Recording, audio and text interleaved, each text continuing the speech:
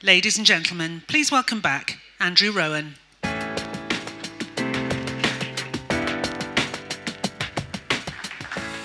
Thank you. I hope you all enjoyed lunch and a chance to continue networking.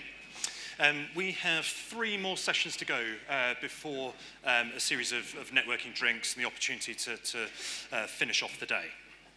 Now, I noticed lots of people talking at lunchtime, lots of people meeting each other who probably haven't known each other before, so that's great to see. There's one thing I was particularly surprised about was that I had the opportunity to introduce a lady from Equifax to a gentleman from the Financial Conduct Authority. So given their recent experience, it's quite a helpful conversation started. Now, I hope you agree the nature of the conversations this morning have all been fascinating. They've all got us to think in a very different way about trust and how it pertains to technology and change. Now, in my opinion, I think we're just about to enter a new era of cybersecurity, where we are in a post-breach environment, we expect them to happen, and we value companies that have mitigation strategies and capabilities in place to handle a breach sensitively. However, we're moving into a technology environment where breaches will not be acceptable because they might cause life safety issues. They might cause global political failure. Societies might fall as a result of them. Now, as a result of that, I'm really excited about the next conversation we're just about to have, which is about the role of healthcare and cybersecurity. So I'd like to welcome to the stage Russell Gundry. So Russell is Head of Innovation Strategy for Plexal, and he's going to come up here and introduce his panel.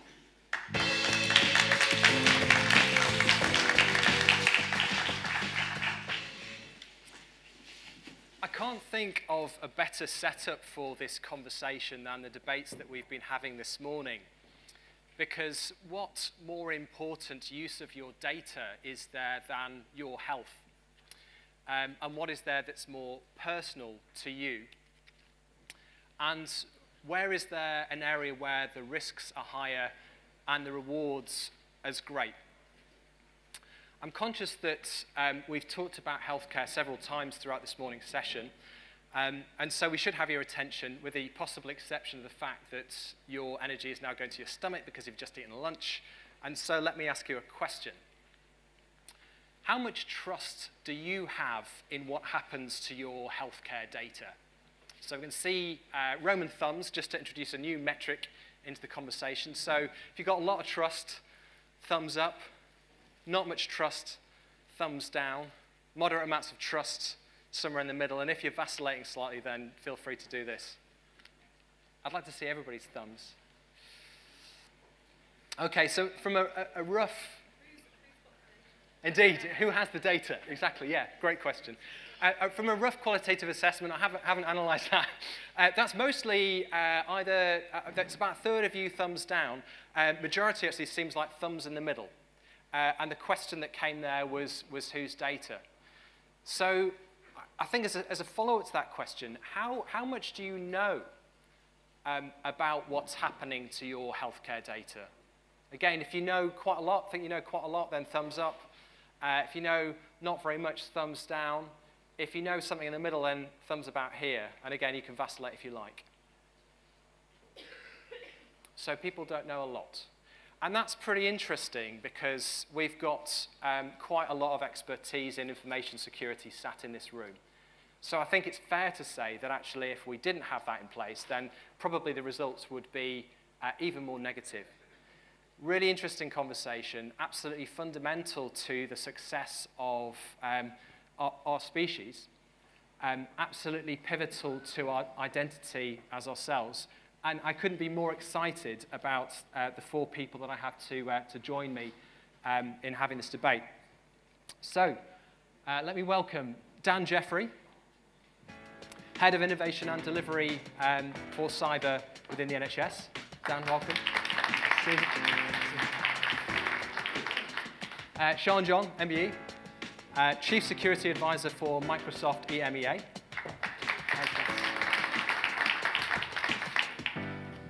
Michael Crossy, Marketing Director for Amplify, who also is a member of our cohort for LORCA.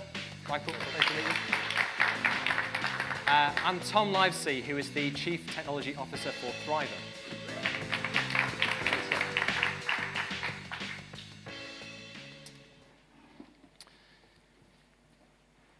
So I think we've got a really interesting representation from across the healthcare ecosystem here, and I'd like to start from the centre. Dan, there's a huge change in terms of the NHS perspective on data. Perhaps most notably this question of care moving from clinicians in this kind of traditional mindset of being sat there with patient notes on a clipboard to this completely different system where clinicians are responsible for healthcare information. What change does that necessitate from your point of view?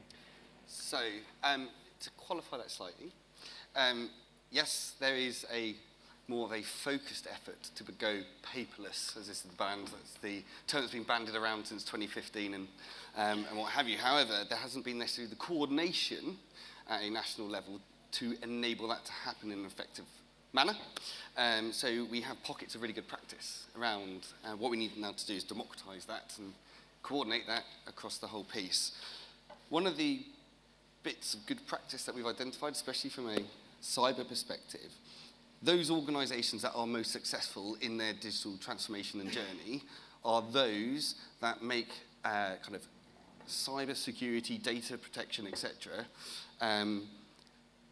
a obligation from the board down to the patient, down to the bedside, effectively. Everybody in the organisation knows what they need to do, what they should be doing, how to treat data in that respect. So, and some of the security elements with that. So, for example, making sure that passwords aren't written on little post-it notes with the username just underneath it and then stuck on a laptop screen whilst clinicians go off and do their rounds, etc. Making sure that there are backups and making sure that data centres, etc., aren't beneath the level of a river and 5 meters away from it. All those kind of basic things to begin with. And then moving into, and I think we're going to touch on this later, about the cloud, how to realise the opportunities that the digital revolution gives us from a health and care perspective, but also making sure that security is built in from the very beginning, because ultimately, cybersecurity is an enabler of the technical revolution. It is not just an IT problem where you just chuck cash at it and hope for the best. And Sean, to move on to this enormously complex area of where is this healthcare data, and perhaps people have this misconception about it being stored somewhere in a physical environment. Sometimes it is, sometimes it's in a cloud environment. Obviously, that's changing quite quickly. Can you explain to us what actually is the most accurate position that you can give us about where that data actually sits? Yeah, big question there for you. I think I said to people to give short answers, so I don't know how I'm going to do that. So I think actually, building on what Tom said, it's really important, though. It's actually having that right control over the data and knowing where it is, knowing you've got the right situation in place. And it's the same issue that is dealt with in many other industries, but to an extra level of certain duty of care for the people whose data you've got. So you talk about exposing privacy. It's one level if that's my financial data, and it's another level if that's my medical history. There's a whole different level of care maybe around that. So in terms of where the data exists, I mean, the challenge is that it might sit on a clipboard. It might sit on a data center in a basement that floods. But as people now move towards using cloud services, towards doing more digital engagement, it could sit on a digital device or connectivity to that. It can sit in the cloud. So it's about, in a way, changing the mindset from where is the data to is the data appropriately protected wherever it may be. And that includes, encryption, protection of that, but also things like anonymization and tokenization of that data in certain situations, like where you might need to be sharing it for medical trials, etc. So it's really about what control have I got on the data, and is that appropriate, rather than being obsessive about where it specifically is located. Yeah, thank you. Michael, from your perspective then as an innovator within this context, what's the requirement for niche providers to augment that capability? Yeah, just to pick up on what Dan was saying, actually, we're seeing obviously a big shift in data, clinical data, healthcare data, moving to the cloud. But it's not just healthcare data specifically. It's kind of all sorts of data that are moving. That's moving outside the organisation to cloud applications. So SaaS, software as a service applications can span many different domains. And that provides the opportunity for critical data to leak into other environments or other domains. So the first thing that we do as Amplify is we help organizations to really understand what's going on right across their entire footprint. So really having an end-to-end visibility of all of the applications, whether they're healthcare applications or regular business applications, and giving the organization complete visibility of that entire estate. And then allowing those organizations to engage the end user in safe use of those applications. Mm-hmm. So if there's someone who's accessing a clinical database in the cloud, we can make sure that they don't actually exfiltrate that data to another public service. So I think it's having a holistic view of what's going on across the organization, not just in the realms of healthcare data itself. Thank you. I think there's about 500 questions that I've already got for you, actually. And just a note to the audience, do keep on inputting your questions through the app as well. And we'll try to meld those into some form of coherence, because this is a huge area to cover. And to make it even more complex, then Tom, you look at data from a completely different perspective to the traditional point of view, where it's patient first. So there's this entirely new perspective on this kind of market-based economy where patients can actually inform their own healthcare through the use of their own data. So what's the change that will provoke? Yeah, I guess the first thing to note is we refer to our people as customers, and the kind of, it seems like semantics, but actually for us it's a big difference, because I think when you become a patient, you kind of lose agency. You're kind of in someone else's hands, quite rightly. You kind of probably should be at that point. I think what's different about us is that we believe people should be empowered with their own kind of data, in this case, healthcare data.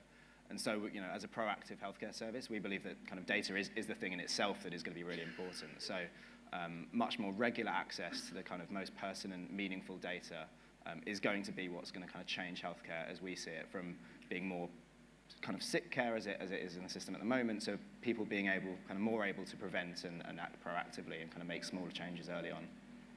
Thank you. And just then seamlessly going into the questions. One of the questions here is about the change in ownership. So traditionally, there's this clinical model where you've got a clinician as the expert. Now we have potentially patients as experts in their own care. But how do we differentiate between applications and products that are genuinely additive and evidence-based and supportive of effective care, and those that aren't in this very complex marketplace? Yeah, I think it's a really good point. I think a huge part of it is education. I think part of the reason why, I work with a lot of doctors, and often, quite rightly, they lament the fact that people walk in with 18 Google searches and they know exactly what it is, and it's always kind of leads to some kind of rare form of cancer.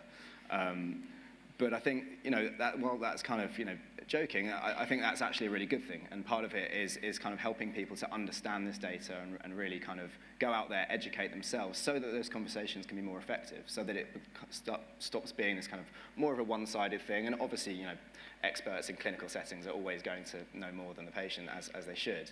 But I think kind of getting that education actually removes that kind of difference from, okay, suddenly you're a patient and there's this doctor and you kind of know nothing and they're on one side and you're on the other, to I'm tracking my own health, but that's like what I choose for lunch, or kind of making those kind of decisions. Actually, I think those big differences we actually need to merge. I think education is the kind of huge part of that. And Dan, what's your take on this? You've got the unenviable task of the fact that people could potentially be using any kind of information, and of course trying to control that in some way. So both from a central policy making point of view, down to the disaggregation of quite a large, one of the largest infrastructures in the whole world, up to what patients could potentially use in an application store. Yeah, so this is an interesting and quite tricky area, because the way in which the NHS is structured, effectively each and every single trust, GP, etc., is their own, to put in commercial terms, P&L, right? They are the masters of and mistresses of their own destiny. From NHS Digital's perspective, we provide advice and guidance around how best to use data, depending on what they are using it for, the risk appetite an organisation has, and how they treat those data. That's obviously in line with a fairly robust regulatory regime revolving around NISD and GDPR and all those kind of good things. So there are certain lines thou shalt not cross. Then there is also the ability of trusts or whoever, CSUs, etc., to be able to say, well, actually, I know I can't cross that line, but the population from which I serve actually is quite digitally enabled or what have you, or needs to be digitally enabled in order to provide the services. And therefore, in order for me to achieve my business outcomes and for me to get the most effective or kind of efficiency out of my budget, I am willing to accept this level of risk in terms of a data ownership, data usage, data controlling and processing perspective. Where we come from and we help with that. With national applications, which is what NHS Digital runs and owns, so things like the spine, bowel cancer screening, all those kind of big NHS choices, etc., we take a very similar approach. So there is a difference between the level of control, etc., that we need to apply to, say, a website, national website, versus the spine, which does over 1 billion transactions a day. If that goes down, summary records don't happen, etc., etc. There's a very different, and it's all about understanding the risk, mapping that to and balancing it against the business outcome you're trying to drive towards, and then putting the appropriate controls in place. Now, they could be technology, they could be contractual, education and awareness, absolutely key. It's a whole mixture of things, looking at it from a, I hate this term, holistic perspective, but that's absolutely what needs to happen. And if I can just ask you one small follow-up to that.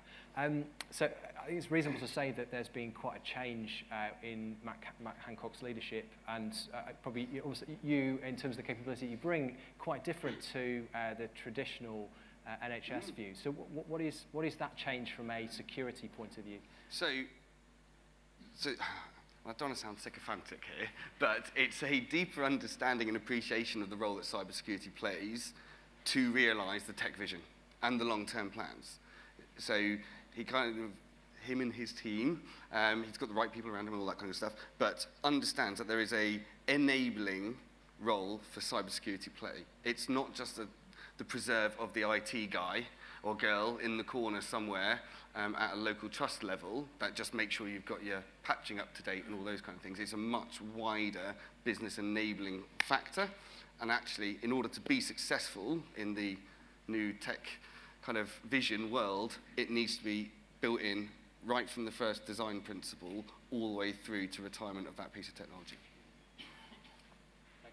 I think that's a remarkably concise answer to quite a difficult question, so thank you. And so, Sean, continue with the challenging questions. One of the questions that keeps on cropping up from heads of security across a lot of the organisations, both who are responding here and the conversations that we typically have, are that they struggle to articulate to their boards the importance of security. And to frame that in ways that boards can understand in a way which is relative to risk and potentially different forms of investment. From your point of view, how does that? How do you see that? I mean, Dan talked about it's secure by design. What does that mean for you from your perspective, professionally in practice?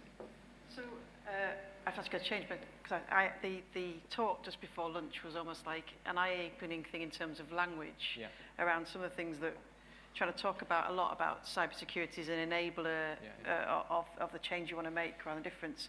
And I think that whole talking about trust and engagement matters, and the context. So you have a different level of trust needed to use an app to run your lifestyle than you maybe do over the spine scanning or the things that are basically diagnosing me with some fairly advanced illnesses. So it really just, I think, underlines why actually to actually have that conversation at the board, we almost need to, yes, you have to worry about risk and the negative, and that's what you're there for, but also talk about that, providing the information to help increase trust. It's one of the things that's why I took a lot of notes, because I put a hand up, because our CEO, Satya Nadella, very clearly says that to build building cloud is all about building trust. If people are going to adopt cloud systems, you've got to have trust. And core to that is ensuring good privacy, ensuring security, privacy by design, security by design. And I think actually as we go into things like AI ethics as well, and those are actually core to building that trust. So, and then we talk a lot about transparency, and it was a real eye-opener to me to go, actually, it's not that we do transparency, it's transparency about specifics of what you do. And I think that's core. So privacy by design, security by design, what am I doing to make sure that I'm looking at all the different threats that might be out there, making sure I've got the appropriate level of information and putting in, to the best of my knowledge, the controls that are in place. So it's why I'm fairly unpopular for being a bit of a fan of the GDPR. Not necessarily in all the sort of, deep dive of it, but the core and the spirit of it, which is security and privacy by design, proper data governance, proper risk management, and actually an insight into looking at what is the best of breed security. The challenge is, how do I know what I'm doing right? But I think the core of that is you need to look at what are the threats out there, get as much information as possible about what they are, and make sure you're doing the appropriate based upon the level of threat you have, rather than historically where boards have gone, not my problem, belongs to the IT or the cyber department, go fix it. That's not actually the appropriate response, and that's things like GDPR, NIST, even in the banking world, CBEST, they're all actually saying, no, you own that. You own informing yourself, you own understanding and making informed trust decisions rather than hope and a prayer ones that then rely on the risk things. Why I love this morning's talk, and I'm going to be, I've already ordered a book actually, so it's great. Speedy work. There's a great question, Sean, about data in different settings. So there's a point that's been raised about that the health data is not just within the healthcare context, but also in social care and also in other contexts as well. So how, from a security point of view then, does this acknowledgement that healthcare takes place across a number of different settings, how does that work? That's probably one that Dan's going to have a view on as well. Yeah, but I think I was going to come back to it in a minute. But I think that's why it's going back to that context, isn't it? What data am I using? What level of sharing is there? And yes, where is it located? But it's not about is it in cloud or on premise, but is it somewhere I've got the appropriate control around it? So there's plenty of people I talk to that it's all about keeping data on premise, but it's on premise in a big mess that no one nearly knows what it is, where it is, how it's doing, sitting on out-of-date systems without good controls. Whereas actually, if you actually manage and understand what that information is, what the context is, you can put it into a cloud service with some insights from the way organizations like us build technology, the way that Michael's organization helps to give you a view across different clouds. It's a really boring answer, but effectively it's all about good data governance, and good data governance is all about understanding the context, understanding what the threats are, and making sure you've got the appropriate controls in place, really. So from your point of view, this policy commitment to interoperable care, a paperless vision of seamless transitions across healthcare settings, how does security work in that context for you? So, I mean, on the interoperability bit, it's first of all we need an interoperable standard. So something like FHIR could be the answer, it might be. Need more work on that, but ultimately, building security in right from that point in time, right? Is the person that is trying to access this information, do they have the authority to do it? Do I know it's the person that I think it is? And should they be accessing the data at that point, at that time, right? So it's identity, and the identity management piece is unbelievably important, especially in some hyper-complex ecosystems such as health and social care. So if we look at it from an employee perspective, 1.29 million employees whose identity needs to be managed some way, shape or form in the NHS, 2.5-ish, maybe 3 million people across the social care sector as well as employees, right? Those folks will have some access, legitimate access to patient or sensitive information. We need to know who each and every single one of those are and why they're accessing that data and for what reason, etc. So that is a fairly tricky task. That can all be built in, and that's before we start even integrating things and making things interoperable and all that kind of good stuff. So that needs to be built in from the absolute word go. So whatever standard we decide to use, it needs to be built in there.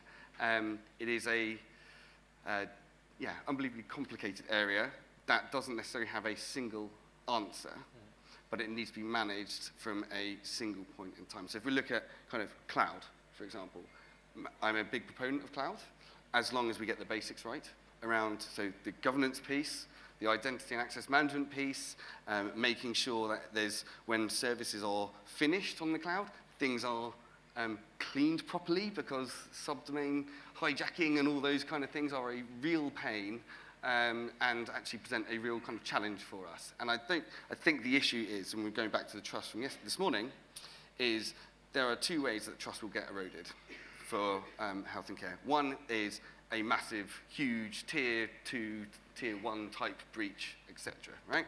The other one is a death by 1,000 cuts. Poor practice with small impact, but across multiple organizations and locations, will have a net effect of a tier 2 absolute nightmare scenario. Yeah, thank you. So Michael, I think coming back to you, we talked about cloud quite a lot there. From your point of view, we talked about secure by design, and there's also acknowledgement that not everything can be, that there will be unforeseen threats that also attack our systems.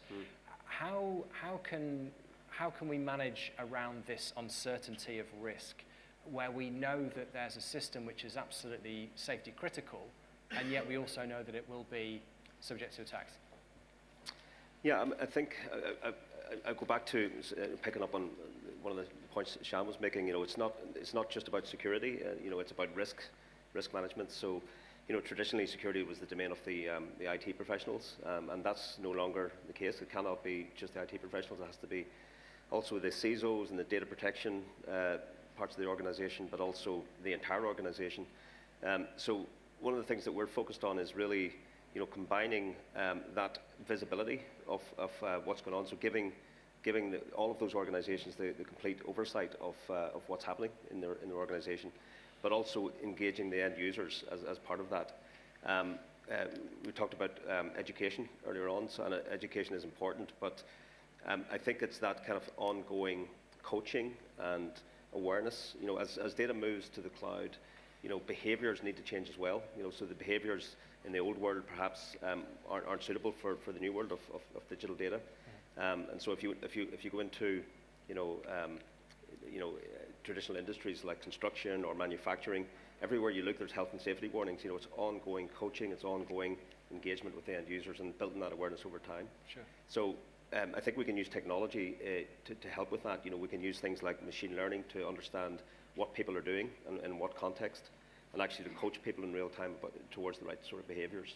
So that's kind of an end user centric view of how to not just manage security, but also broader risk. And if I can, what's your perspective on, because you've got a cross-sector view, Yeah. How does healthcare compare to different sectors? Probably the organizations we've dealt with in the healthcare sector are very much at the beginning of trying to figure out what's going on. So they're really trying to understand what's happening in their organizations. So they know that data will eventually move to the cloud. That's kind of inevitable. They're not sure how it's going to get there and what the right approach is. So what they've asked us to help with is really to help them figure out what's happening. What applications are people using? Beyond the well-known and endorsed applications that their organizations have allowed in. So that's where they're at, I think, and the ones we've worked with are at that discovery phase. And then having discovered what people are doing, then how to actually apply some controls to that, and how to put a risk management wrapper around that is the next stage. Dan, I suspect that you've got some things to add to that. On the end user point, you need to bring them on, Johnny, completely agree. The understand, obviously, within health and care, we have unbelievably intelligent people who are wholly dedicated to what they're doing, but are horribly time poor. So changing the training side of things, we need to take a really kind of innovative view as how do we do that. Doing 15-minute CBT kind of click through here drives the wrong behaviors. Just click, hope for the best on the questions, right? So we've got to move beyond that. How do we actually ingrain the change within the way in which people use technology? So is it a bit of nudge theory? Is there something a bit kind of that we can use to deploy? Is there other techniques on the more kind of psychological side, dare I say, that we can use to really just slowly but surely ingrain the right behavior, supported by the right controls, etc. So that's kind of the point. When I was saying before, we've got was it the 5th largest employer in the world? You know, it's a difficult space, and there's a whole bunch of capabilities, but everybody needs to use certain applications and technologies in order to do their job. That's actually one of the areas of focus we've got for healthcare in terms of, and particularly in the US, where we've got a very active market, but something to look at. If when you start having devices and you start having access and you have control, one of the challenges is shared devices that people come up to use.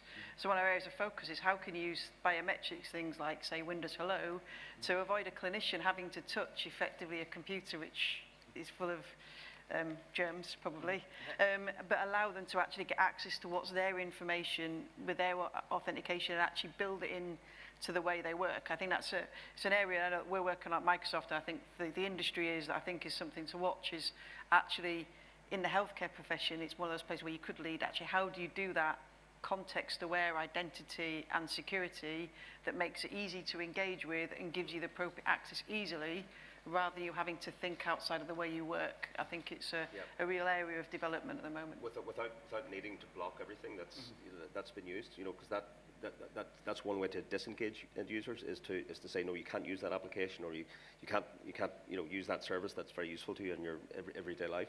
But it's been able to coach them towards the right usage of that service and do it in real time as well. You know, so you're constantly engaging and communicating with the end users. Tom, who is the end user? So I think it's one really interesting kind of hearing these points of view is I come from kind of slightly different space where it's fantastic in these kind of big organizations and big companies where you've got entire teams of people thinking really hard about these problems and kind of innovating and changing and bringing into the digital era. But I guess one of the things from my point of view is, like, you know, as high growth small companies, that team often isn't there, or it's kind of 5 people starting out, and actually, you know, they're obviously not going to be putting that kind of thought and that kind of care into those decisions early on, and as you grow it becomes harder to kind of catch up and do that.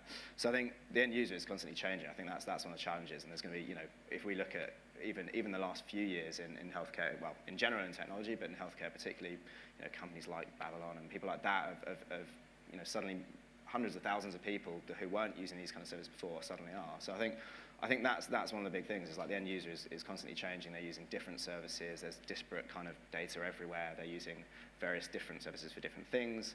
And so, yeah, it's a huge challenge. And I think one of the things that we need to make sure that we don't ignore is how do we help, rather than just kind of, you know, when there's big teams in place and kind of big, very kind of a lot of care over solving these problems, how do we put stuff in place to make it easy for companies starting out to kind of best practice and make sure people's data is secure? And, you know, GDPR, I completely agree. I'm a big fan as well. I think actually the spirit of what it's trying to promote is absolutely right. And kind of we came from a slightly easier position where kind of we started out with a belief that people should own their own data and should be empowered with it. So kind of that makes things easier. And I think in healthcare, actually, it's also slightly easier because rightly or wrongly, people think about their health data as kind of, they're more careful about it. It's kind of, we typically grow up in an environment where you have to be very careful about your medical records and things like that, and they're very personal, whereas location data or things like that, people aren't as bothered about. So there's some kind of different challenges, but I think a really interesting thing is the end user is there's going to be lots of millions of people using different services and new products from a wide range of companies, and it's about how do we keep that secure, but also one of the interesting things about health, in addition to that, is it's really important, kind of talking back to the interoperability. Like, a lot of people think about that as improving the kind of service level. So, you know, I can, in the NHS context, people think about, okay, so I can go in and my hospital knows what I've talked to my GP about and it's all linked up, which is obviously a huge part of it. But actually, I think a really important part with health data is that linking up all these disparate bits of data is going to be absolutely key to understanding conditions, how they evolve over time, how health changes, and actually just giving better care and having better outcomes for people. So I think there's a lot of different things there, but the interoperability thing is particularly interesting, I thought. Dan. Pick up on a point from absolutely. Tom. I think you're absolutely right. I think there's almost, I don't want to say duty or obligation, but effectively that on organisations such as the NHS to provide advice and guidance to startups and small kind of organisations about how to securely, safely, etc. do what you're doing, especially if you're trying to access the market, as it were, because we've got to strike the right balance, right? The benefits of innovative technologies, etc., are huge, but also the repercussions of getting it wrong are also fairly significant, to the tune of about 4%. So if we put that across 140 billion, that can get quite expensive quickly. So we need to put in advice and guidance. Are there other mechanisms that can be put into place, such as, if people want to access NHS app store effectively, is there a certain amount of automated security testing that certain technology providers have to pass and go through, and based on what it is they're going to be doing, and you have certain levels, for example. That is something we're actually looking at the moment, to be able to give ourselves a bit of assurance that kind of what's going on there isn't like a colander for security effectively, but also making sure that we don't put in place unnecessary barriers to entry which stifle innovation and therefore means that we lose this awesome potential. I think the good thing about that is that companies starting up, particularly a hugely important issue. Trust is a hugely important issue to us. Like if our customers don't trust us, there's no way we're going to succeed. And so I think obviously people hopefully have good intentions anyway with data, but I think so starting new companies and knowing that actually if our customers aren't going to trust us, then we're not going to go anywhere, forces people to kind of think about these issues and put the right things in place. And whether it's rubber stamps on the website or things like working through NHS accreditation or whatever that is, I think the good thing that I've seen is that people are really on board with that, and actually people really want to do the right thing there. But I do think actually, particularly kind of in the regulation space, it's really kind of struggled to keep up. And we work very closely with the CQC, the Care Quality Commission. But I think I know, kind of having talked to them there, that they're often struggling to kind of understand all the new stuff that's coming and understand how to reason about it, because the healthcare landscape is changing so quickly from a digital perspective. It's really hard to stay on top of. So I think that kind of thing is certainly going to be really valuable. But actually, this constructive dialogue of actually we need to have an open ecosystem, make it really clear to people what they need to do in order to progress into that, and then to continue that as a dialogue. Yes. It's probably interesting to touch on, there's a lot of recent press coverage of, we take this question of leverage, the use of data, machine learning, advanced algorithms has enormous potential in terms of what we can learn, how we can diagnose. However, it's also got massive challenges around who owns that data and question marks then about where that should sit, where the value is attributed. So I guess maybe coming to you, Sean, first, from a Microsoft point of view, how do you see that? How do we ensure fair attribution of value from that data?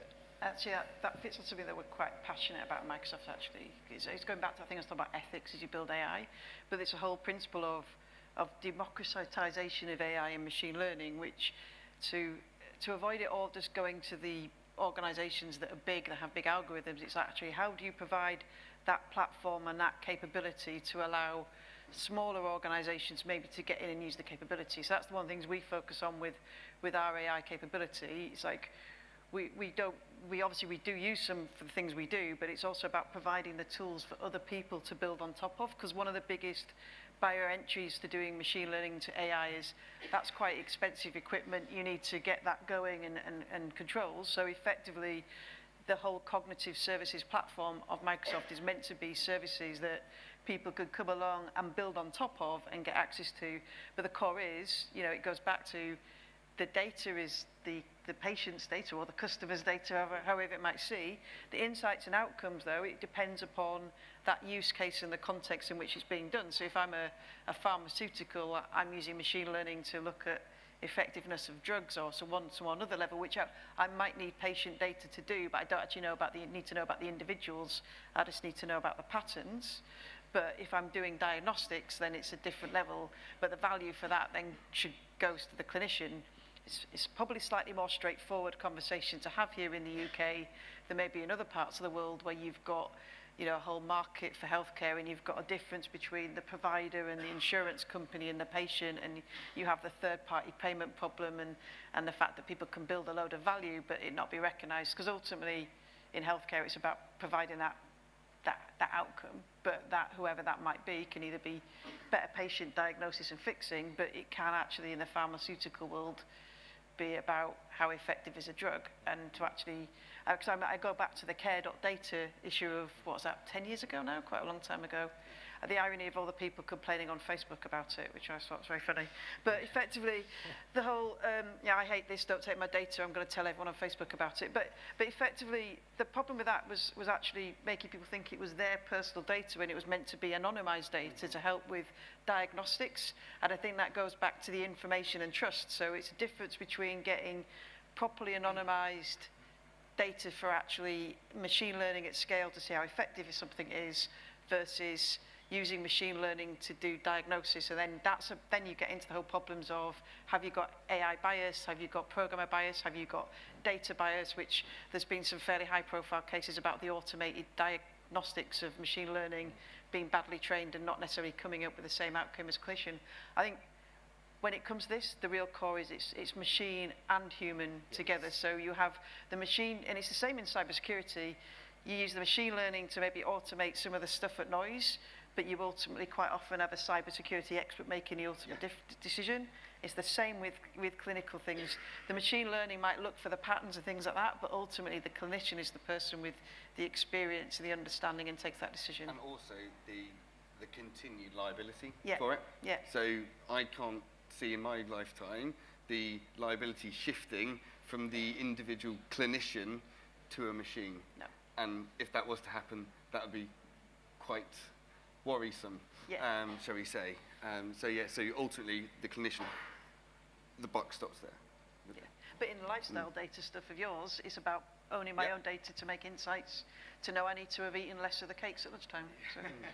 Yeah, and we kind of building AI models that doing things like predicting ththings like so people's HbA1c results, which is kind of diabetes marker, and using it for pre-diabetes without having to take the test. And actually, it's really interesting. Like we're currently going through an ethics process and something on board, because once you start to realise these things, it kind of almost creeps up on us. Like, well, what does that mean for? Is that an indifferent from a result we would have got from a lab? Like, how do we treat this? Kind of, what is our duty to a customer if we're predicting somewhere off in the back that someone might be pre-diabetic? Kind of what happens there? So there's all these kind of issues that I think people really need to think about. But I completely agree. I think that the real power from particularly in kind of medicine and healthcare that's going to come from artificial intelligence and its applications are going to be a kind of symbiosis. It's going to augment the way that doctors make decisions. But again, it goes back to that kind of education piece around helping doctors understand the pitfalls and the downfalls. And you talked like the bias is a huge issue, I think, that people don't understand, particularly in healthcare, and kind of helping doctors understand why that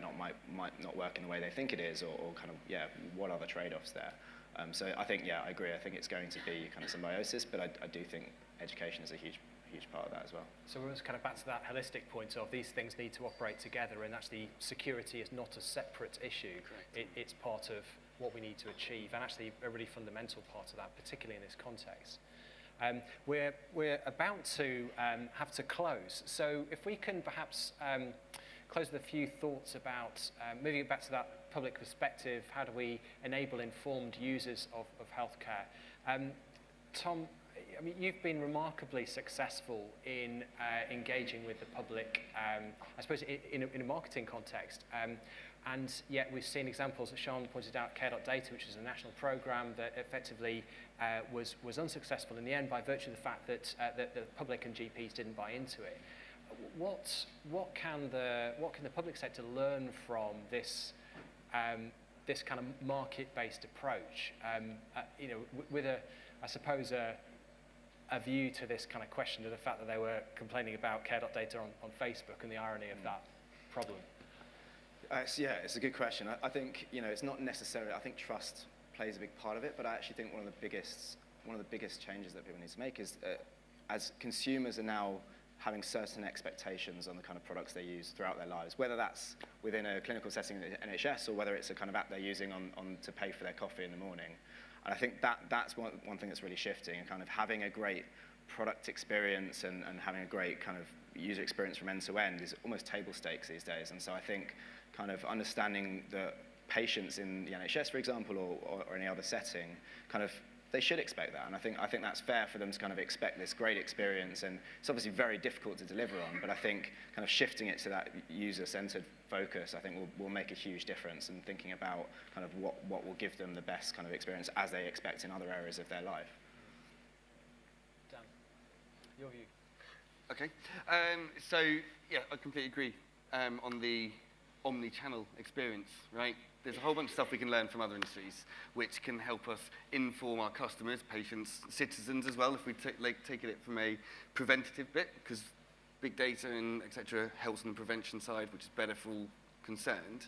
Looking at what can we learn from retail, what can we learn from other organizations, what can we learn from energy and utilities about IoT, read medical devices, into a business environment as well. How do we work across those?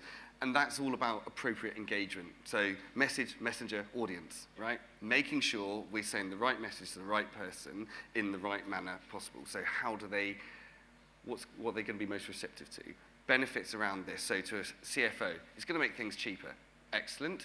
To a CRO, you're going to have less risk. And to a clinician, it's going to make your job easier and you're going to get better outcomes. Those different types of messaging about the benefits of this space and interoperability and big data and technological revolution, they are absolutely core to success here, regardless of what we do in the background. Thank you. And conscious of the big red zeros, Sean, just a quick closing thought in terms of how do we enable this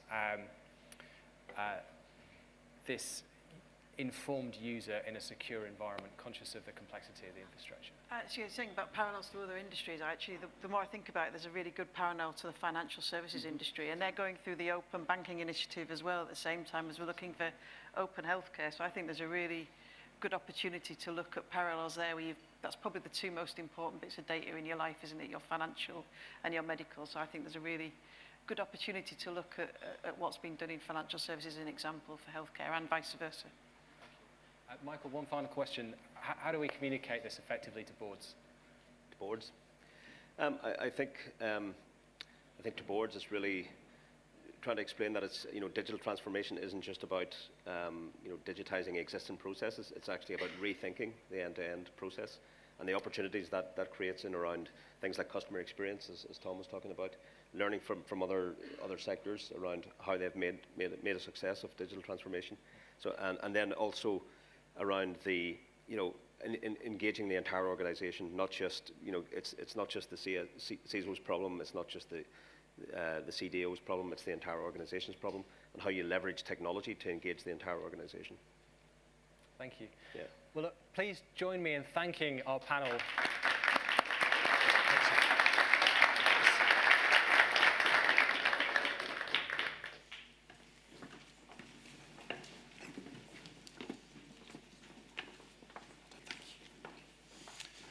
So thank you very much for a wonderful panel session there. So I particularly liked Sean's comment about the parallel between the healthcare industry and financial services.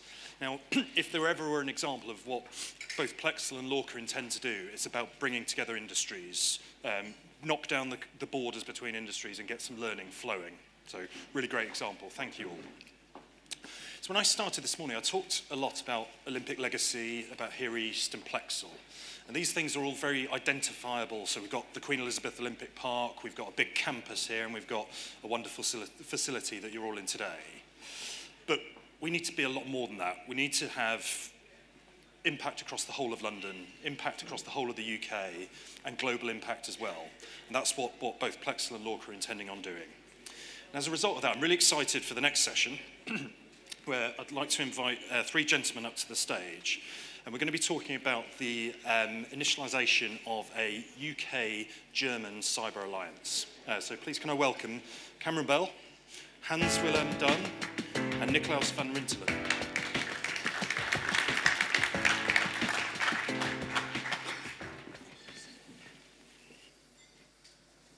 Thank you very much. It's a great pleasure to be here, talk about our little project.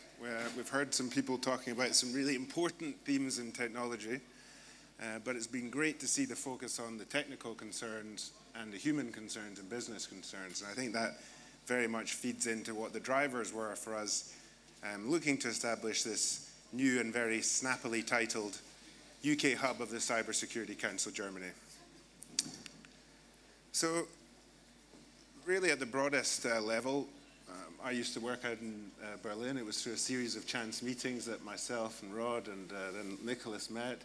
And we all noticed there was a real desire in Germany with their complex manufacturing for access to some of the world-leading talent that we have in cybersecurity, and with respect, vice versa, in some of those key areas that Germany is leading in. So, yeah, we're very announced today.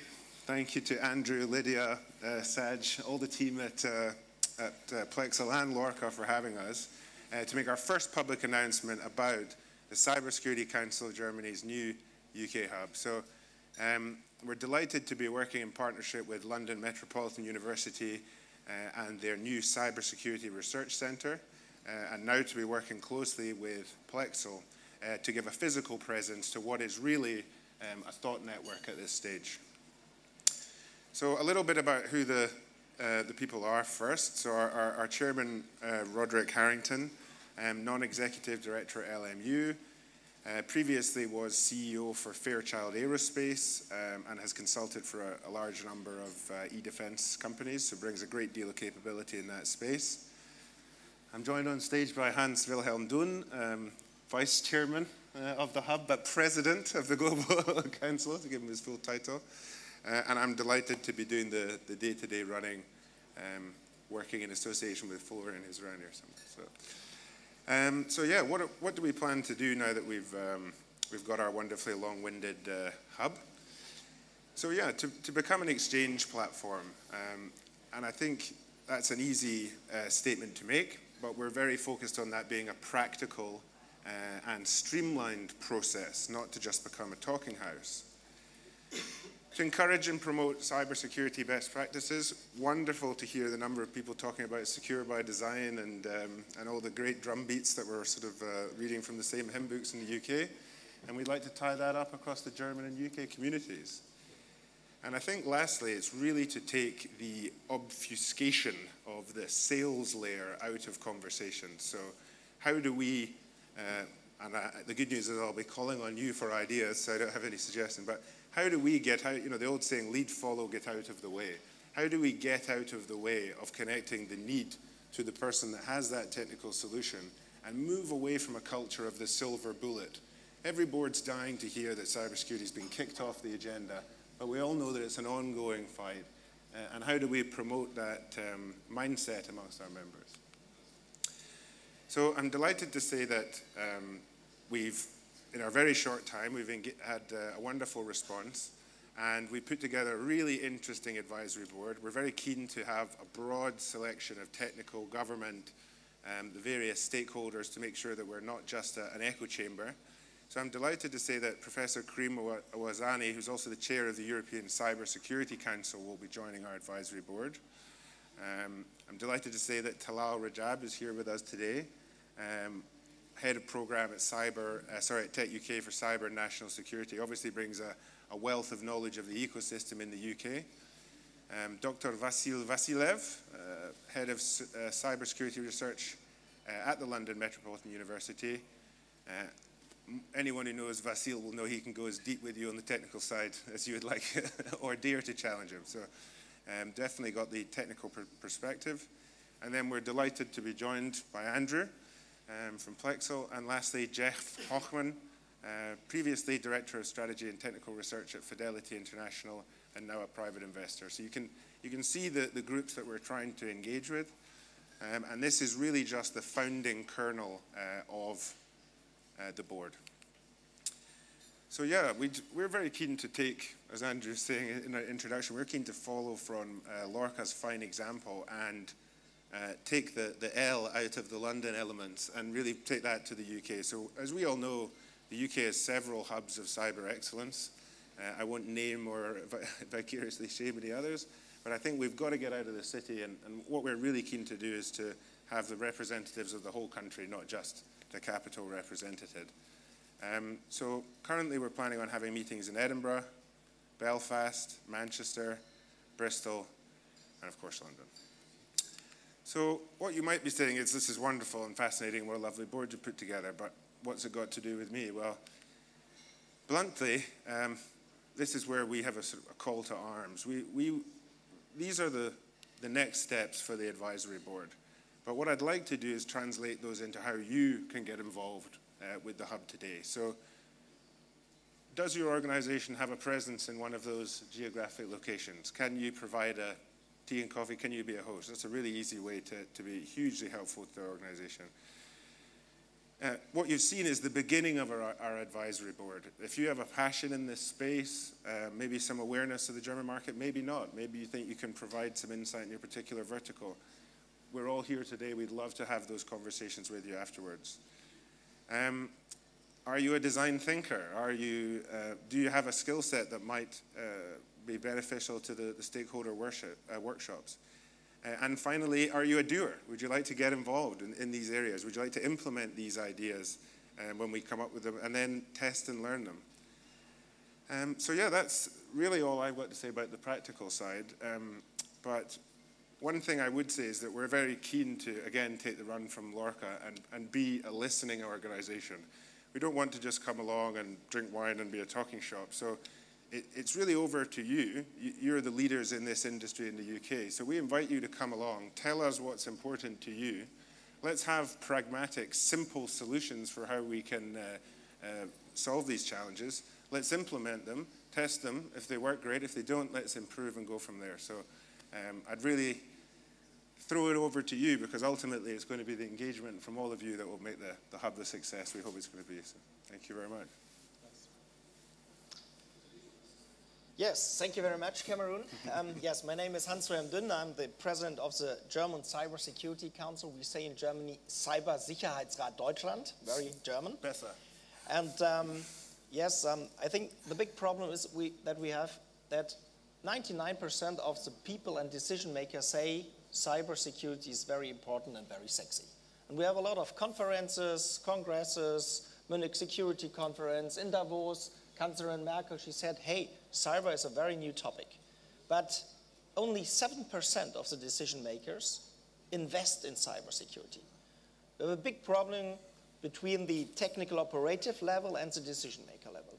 And that was the idea to generate the Cybersecurity Council Germany together with the current president of the German National Cybersecurity Organization, the BSI, like a GCHQ here in UK, together with the users, not only the IT industry, but also the research institutes. And at the moment, we start a new project together with the new University of Digital Science in Berlin.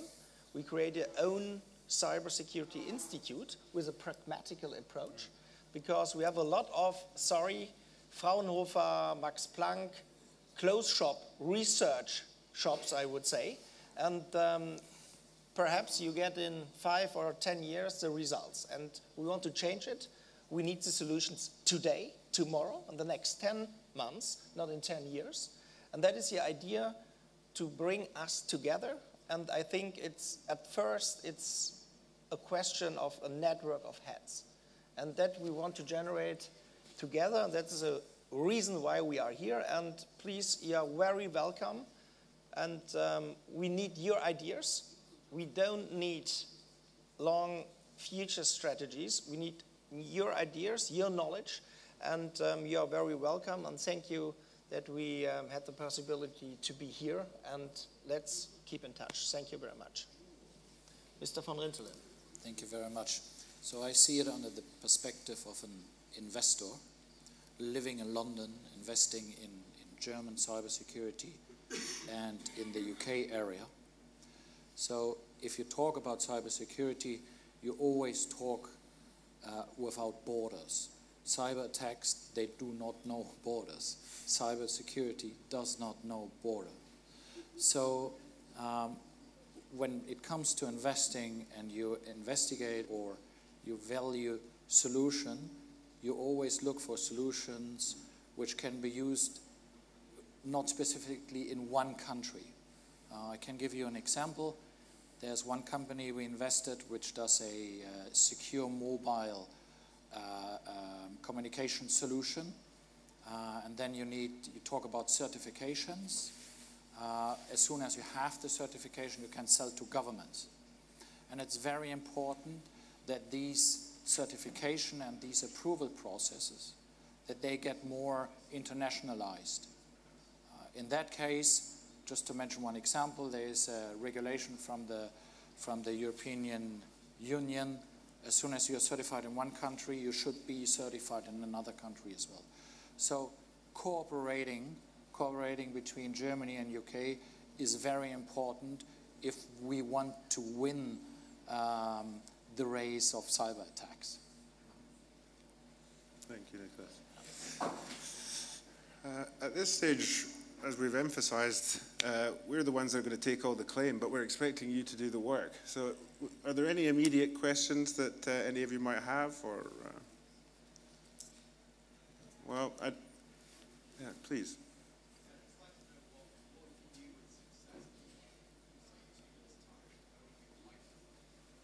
I think that's a great question. And if you couldn't hear, that was, what would success look like in a couple of years' time? Next 2 years. Well, I think for us personally, and I'll give my version, I'm sure Hans might have a variation on that, I would love to tackle some of the really big low-hanging fruit. I think, as we've said, there are challenges which are, in the past, a lot of our bottlenecks have been technical. It's been about how many kilobytes are on your control system for your NASA lander, what's the bandwidth of your receiver. I think as we go forward, and less so, those are the bottlenecks. Personally, I feel getting 8 monkeys to do the same things harder than landing on the moon. So for me to look, personally for me, victory would be to look at, or success rather, look at some of those low-hanging fruits, identify the ones that don't require technological advances or significant breakthroughs, the ones that may be more to do with, shall we say, the human challenges, and to provide a practical solution to that. So that's really what we're trying to do with the rapid test and learn approach. And I think we have a lot of different challenges, yes? Today we spoke about fight for talents.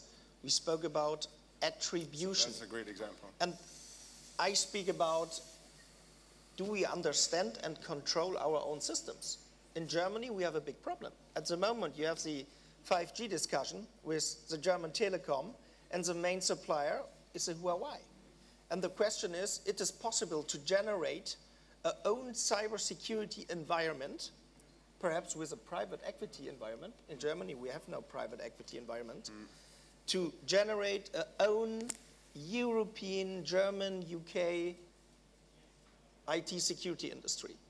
And at the moment, we have a lot of good producers, yes. We have IT security from Israel that is very interesting. We have our own incubator there. We have cybersecurity from Russia, and we have software and hardware from China and from the United States. But perhaps it is possible to give our own answer for that. And I think it's possible to create something in the next 2 years in this field.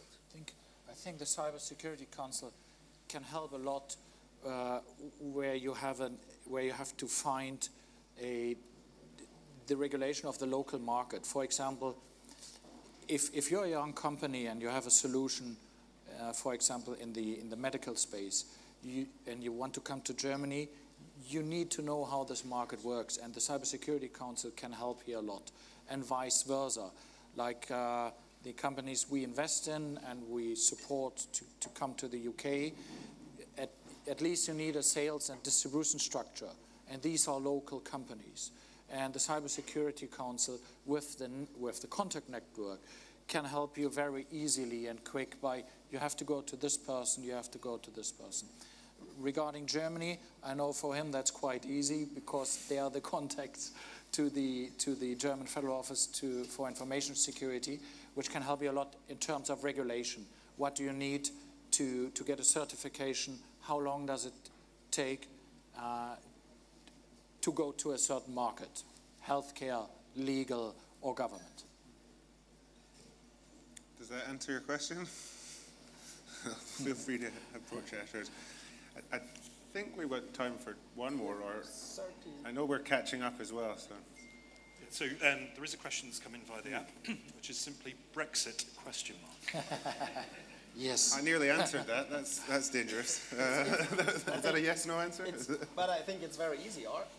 With Brexit or without Brexit, we need a network of heads. Well, this is what gave birth to the hub. So I think that's very relevant that it's come up. So it's not beyond our reckoning that a lot of the traditional networks that have driven cooperation in this space are essentially going to time out on the 29th of March. So I think we're, I think there's a human element to maintain conversation there and to make sure that we're sharing, best practice and technology where possible.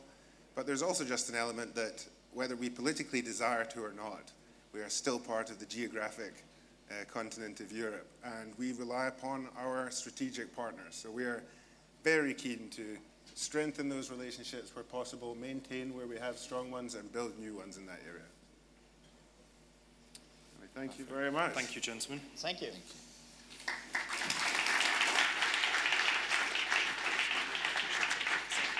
you so much. Nicholas, thank you so much. Okay, so we've got a few more sessions to go. The next one's going to be a particularly exciting and I'm assured controversial one. So just before I introduce the chair, so if you judge someone's notoriety, someone's impact by the number of different branded business cards they carry around within their case, then this man certainly is notorious. So I'd like to introduce Nick Coleman to the stage. Nick is Global Head of Cybersecurity Intelligence at IBM and also a member of the World Economic Forum, amongst 8 other roles, I understand.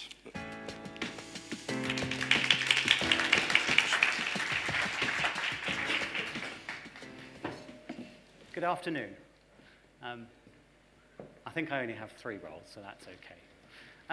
Look, I want to start this session with a little bit of an interactive piece, which is Rachel this morning and Paul Taylor, to start our conversation, talked about particular people and particular characteristics, and they talked about competency, they talked about integrity, and they talked about benevolence. So in that, Rachel started to put up some people, and I have a question for you to start. And it's a binary, right? So it does require you to answer, and it requires you to have a specific answer. And the question is, who do you trust more, Theresa May or Mark Zuckerberg? Okay, you got the question? Good, good, good. How many of you would go for Theresa May? Okay. And how many of you would go for Mark Zuckerberg? Okay. Presumably the ones who didn't go for Theresa May. Is that a difficult question? I saw your faces as like, that's not a nice question. Thanks very much. Welcome to the stage. Great. How many of you thought that was a difficult question? Okay. And why do we think it's a difficult question? We think it's a difficult question because we don't know them personally. One of the things that we think about as trust is that if I know you, I've met you, I've understood you. One person I was talking to said, I trust my dog. And it was like the most ridiculous conversation, but they said, I know my dog. I understand its behavior. I can see it every day. I know how it's going to behave. When we start to think about those people, and there is no right or wrong answer, the thing I'm doing in my book is I'm also asking people why. So my book will be out later this year. And the answers are even more surprising than the answers to the question and why people say that. One person said they thought Mark Zuckerberg because he had a nice, youthful face, and therefore he must be, a nice guy. Anyway, you get the thing. The thing that we start to then unpick is leadership is part of this. So it's not just technology, it's leadership. But it's also about organization, it's about competency, and it's about having that confidence. And it's contextual. How many of you have ever come and arrived at Heathrow Airport? Good number. Any of you flown into an airport in the UK? Just let's answer a bigger question. Good, okay, most of you done that. When you think about coming to an airport, you probably think about getting through the airport in the minimal amount of time. You want to put your passport down, you want it to scan, or you want to give it to an agent, and you want to get out of that airport, right? Minimal amount of time.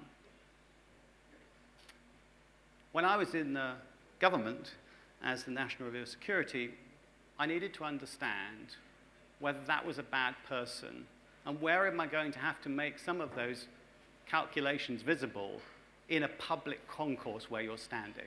So you look at it from a consumer user perspective, but from another perspective, start to think about, I'm looking at it from a risk, from a watch list perspective, from a whole set of data sets, which I have to then think about how they're delivered in that transaction and assure that process. Why does that really matter for this session? That matters because when we talk to board leaders, when we talk to organizations, and you talk to people, they're talking about business process. They're talking about the thing. And bringing them on a journey that they understand that there are multiple people who look at the problem in different ways. But ultimately, it's about resilience and it's about risk, is where we get to. And so a little bit, when you think about some of that, when I think about that, putting down the passport, we have to figure out whether the queues are going to get too long and whether people are going to fall off the escalators. You don't think about that, but people who are running airports have to think about the number of planes arriving, the frequency, the amount of time, the volume, the traffic. It's all quite scientific. At the end of the day, there is still residual risk, right? We all know that. But the question that we're going to cover today is money. Because we've talked about trust, and we've talked about, you know, that it's important, we've talked about all day, but how much is enough? How much do you, and how we're going to, and I have an amazing panel who are going to be lively, spontaneous, because we've had a little bit of a pre-session to talk about what we're going to talk about. But ultimately today, we're going to talk about some of the things which determine whether, how much should you spend, how much some of your decisions as entrepreneurs, as businesses, what is enough, and how does that do?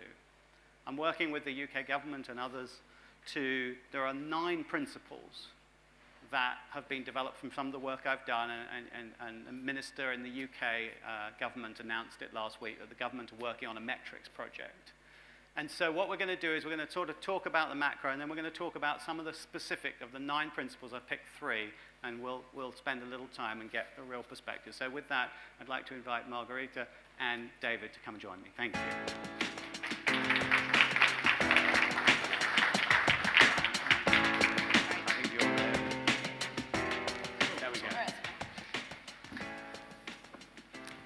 And we're going to try and have this as a conversation because we want to make it a little dynamic.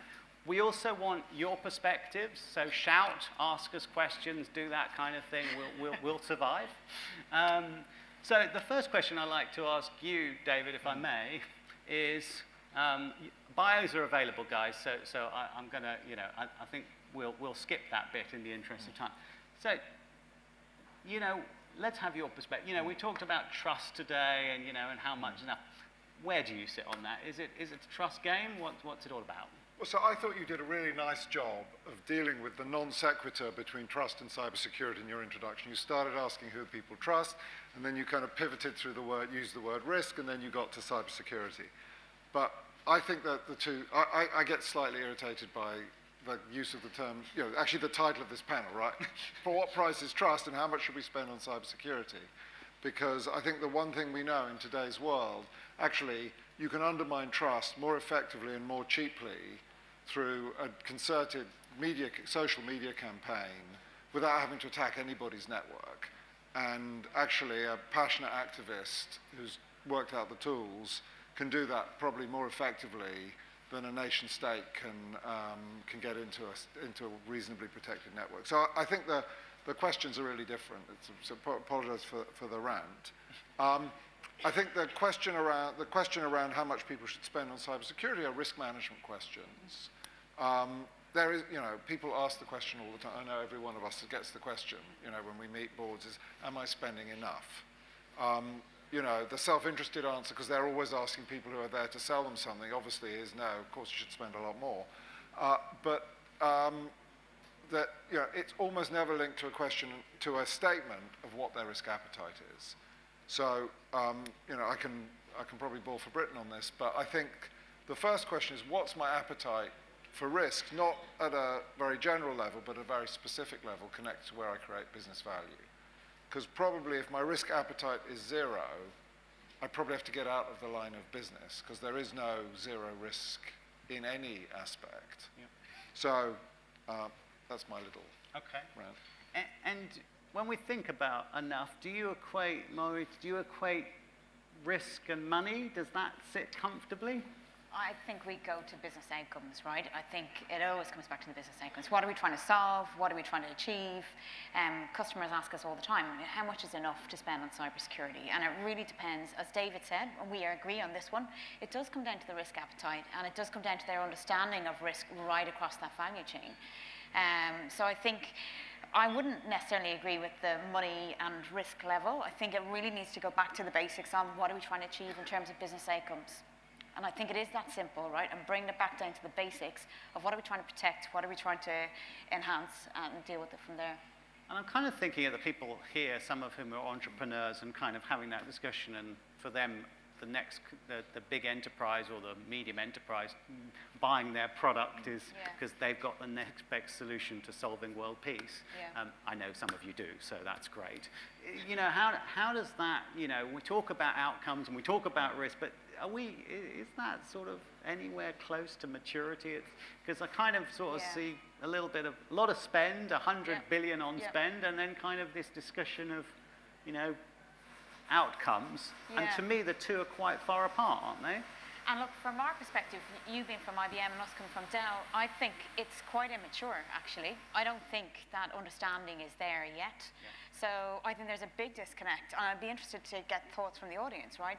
I think we talk a lot about cybersecurity, but actually, fundamentally, we're seeing a lot of immaturity around cyber threats in the marketplace at board level, at senior C-suite level. There just isn't the understanding across the business yet. David, I guess your thoughts on it from an advisory perspective would be good. Do you think people aren't up to it? I mean, if they can't get there, do you think they're not up to it? Is that your perspective? So I don't think that that's probably would be a fair statement, because everything new in the world, you know, it's like, our business is up to digital, right? Yep. It's like the same, in a sense, it's the same question. And the answer for most businesses, in some places yes, in some places no, and everything depends on what your starting point is. I think the thing that is, you know, sometimes surprising, given how much talk there is the level of poor performance on the basics. And I think, from what I see, that first of all comes back to someone either wants to join our session or disrupt us. I haven't quite decided which. But I think so the first basic that I think most organizations actually kind of know how to do but don't do in this case is around governance. Yeah. And you know, I think we see many governance challenges. So, you know, I talk to board members. I think pretty much all boards talk about cyber now. You know, at least once a year, maybe more often in the Risk and Audit Committee, they have a conversation. But, you know, I was chatting to a board member last week who he's the board member of a manufacturing company that lost several weeks of production in a ransomware attack. And he said, you know what, we talked about cyber. We did it a lot. We had what we thought were good conversations. And he said, and we just didn't get it. You know, we had no idea what we were talking about. So, you know, it's like, you know, I think none of the three of us have ever been in combat, but if we had an audience of military people and we had a conversation about combat, they would look at us and say, you guys don't get it, right? I mean, you can watch as many movies as you want, but you just don't get it till you've been through it. I think, by the way, one of the things I see chairmen who are more concerned about this, or chair people who are more concerned about this doing, is looking for a board member who's been through one. And, you know, the interesting thing is sometimes, you know, you talk to somebody and people say, well, that person's tainted because they, you know, they lost. Yeah. Right? Actually, that person gets it. You know, they may not be fit to protect a network, but they may well be very helpful in making sure that a board is having the right conversation. So I think it's partly about who you've got on your board. Yeah. I think it's also then about how you talk about the risks that you're exposed to. And from your audit, you've got an audit background as well, so you've got multiple perspectives on this. Do you think that audit is the way to get, to create the catalysm, the momentum, if you like, and does that relate to spend? I mean, when you think about audit, are we getting there? so our friends in Deloitte are here today, so I'm not going to offend the auditors, right? But I think audit is a great way to start it, but it's certainly by no means the full spectrum, right? I think it needs to take a holistic approach. I think it needs to be right across the business. From our side, if I place myself in Dell right now, we talk a lot to the technology leaders, technology directors, IT directors, and I think taking David's point, what we're seeing is cyber is now going across right into the business, to the very fabric of the business, to supply chain managers, to logistics managers. Everybody has a responsibility to understand cybersecurity, and we're seeing that in patches. Often or not, we're seeing it come from IT. We're not seeing the full business going across. And I think McKinsey are doing a great job in terms of translating that and putting it into business outcomes language. But we need to see greater levels of education and understanding, and much more so from outside of the audit side, right? Less from a kind of a risk management side and much more into the business. What does it really mean for a customer online if business is disrupted? Are they protected? So fundamental business prioritization of cyber security and cyber protection, right? And again, it's patchy, it's fragmented. I think we're seeing much more debate around this right now, so it's not necessarily coming from the auditors, but from any element of the business. And I think that's healthy. We want to see it being raised and elevated a lot more as well. And it's great to hear about the board talking about it, right, and seeing and understanding that those that have the scars of being through a cyber threat are the ones actually to embrace and bring on because they've got those learnings. So I agree. I mean, from my experience, when I've been operational in different private and public sector, the business function gets risk very well.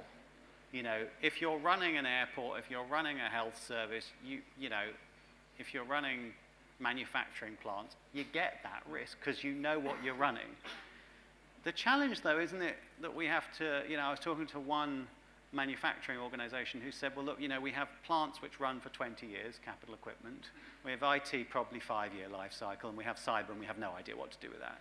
So someone comes and says, we need to put more money in, we need to buy more stuff. Coming back to how much is enough, they kind of go, well, it wasn't priced in the original 20-year depreciation cycle. Does that resonate with you guys as a challenge that we have to come, that when we're thinking about how much is enough, you have to embed it, you know, they understand the risk, but you also have to embed it in process? It does. I think threats are evolving all the time as well, right? So you kind of need to have a handle on the threat landscape on a regular basis as well. So buying the technology that's updated with the right protection, you still need to understand the threat landscape out there, right? And I think it's on everybody, right? Not just on an IT director or a CISO to understand that. So I think it's a fair point. I think it's the challenge around cybersecurity. Although we're seeing new products coming out, we're also seeing the threat landscape getting more advanced, more sophisticated. This is where the use of emerging technology will really play and really add lots of value, I think. And so I want to touch a little bit on static versus dynamic risk management and kind of get down to some practical takeaways that we can kind of get to, you know, what are we going to take away which is going to be helpful kind of thing. I think there's a risk management process which we kind of touch on, and then there are all these evolving threats. And I heard one chief security officer say, well, I just put my, you know, what we candidly do is put our finger in the air and try and figure it out. And it's not really that scientific, and we wish we could be more scientific, but if we're honest with ourselves, I won't name the organization for their sanity. Are we, you know, comes a little bit back to where we started this. Are we yet in this dynamic risk management piece, and where are we on that spectrum? Are we still on the static, or are we on the dynamic, or are we somewhere in between? So I think most people are still in the static period because of the time frame that it's taking them to implement aspects of their cyber programs. So, you know, you can very dynamically manage currency risk or credit risk. We have great ability to model them. You know, even if we don't know them, the underlying distribution of events is known, and so on. In cyber, the underlying distribution probably can't be known because attackers are effectively changing that as we respond by putting in place controls. But what we can understand is the threat landscape. I mean, yes, it's evolving, but it's not a secret.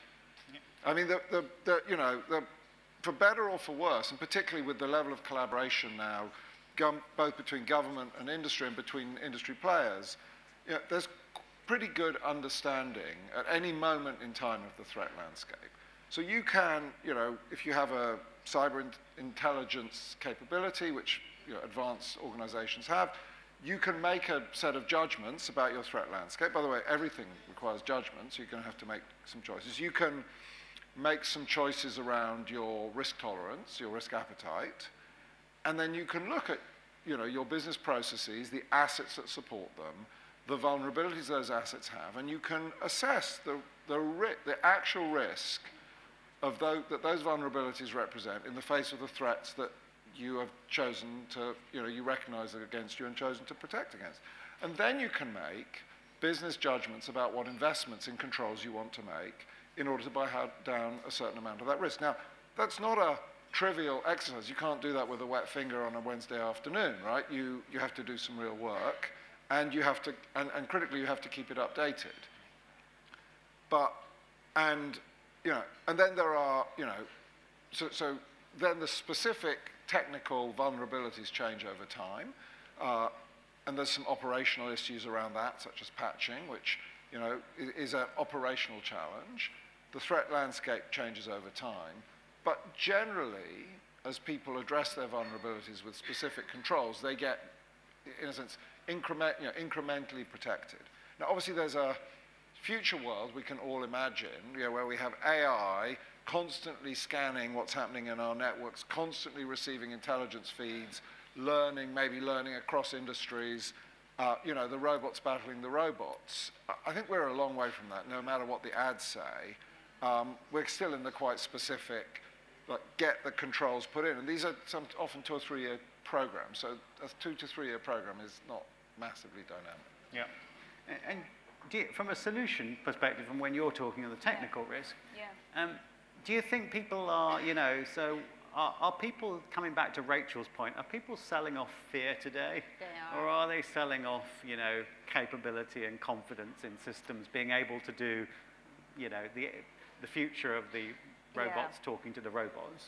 It was interesting because actually I thought you made some great points this morning. It was a really enlightening discussion. And actually we had a chat as a Dell Technologies team around the language we use, right? And I think certainly, I think the selling discussion right now, the narrative is very much based on fear, right? It's the WannaCry response. It's dealing with a reactive approach. And I think actually we do most certainly need to move to much more of a confidence, enterprise-wide, positive language. So we're not necessarily seeing that yet, but certainly that's where Dell Technologies is looking to go with the language around the product and the outcomes that we're looking to achieve. But it's still a bit of a journey, right? I think we're still quite immature around cybersecurity, and I think that's still coming through at all kinds of business, both in the startup stage right through to large globals, right? They still have mixed views around how to protect their business, how to respond, and the level of investment. Even though everybody talks about it, there's not many that really are fully getting it deep down, I think.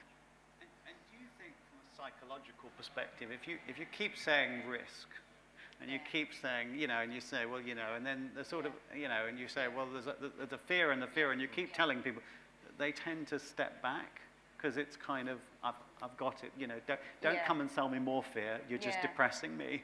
I need to get on with business transformation. I think it is, I think, and a business as usual takes over, right? There's other priorities until something happens, and then it forces them to take some kind of proactive approach to investing in cybersecurity. We are seeing, however, an unlikely move in the sense of collaboration, right? I think, David, you touched on it, right? We are seeing competitors sitting down together and working out what the shared risk might be. And I think that's a hugely positive thing, right? Where you would see competitors before never talking to each other. Now we're seeing CISOs in the same vertical sitting down and talking about how they can work together to protect all of the vertical.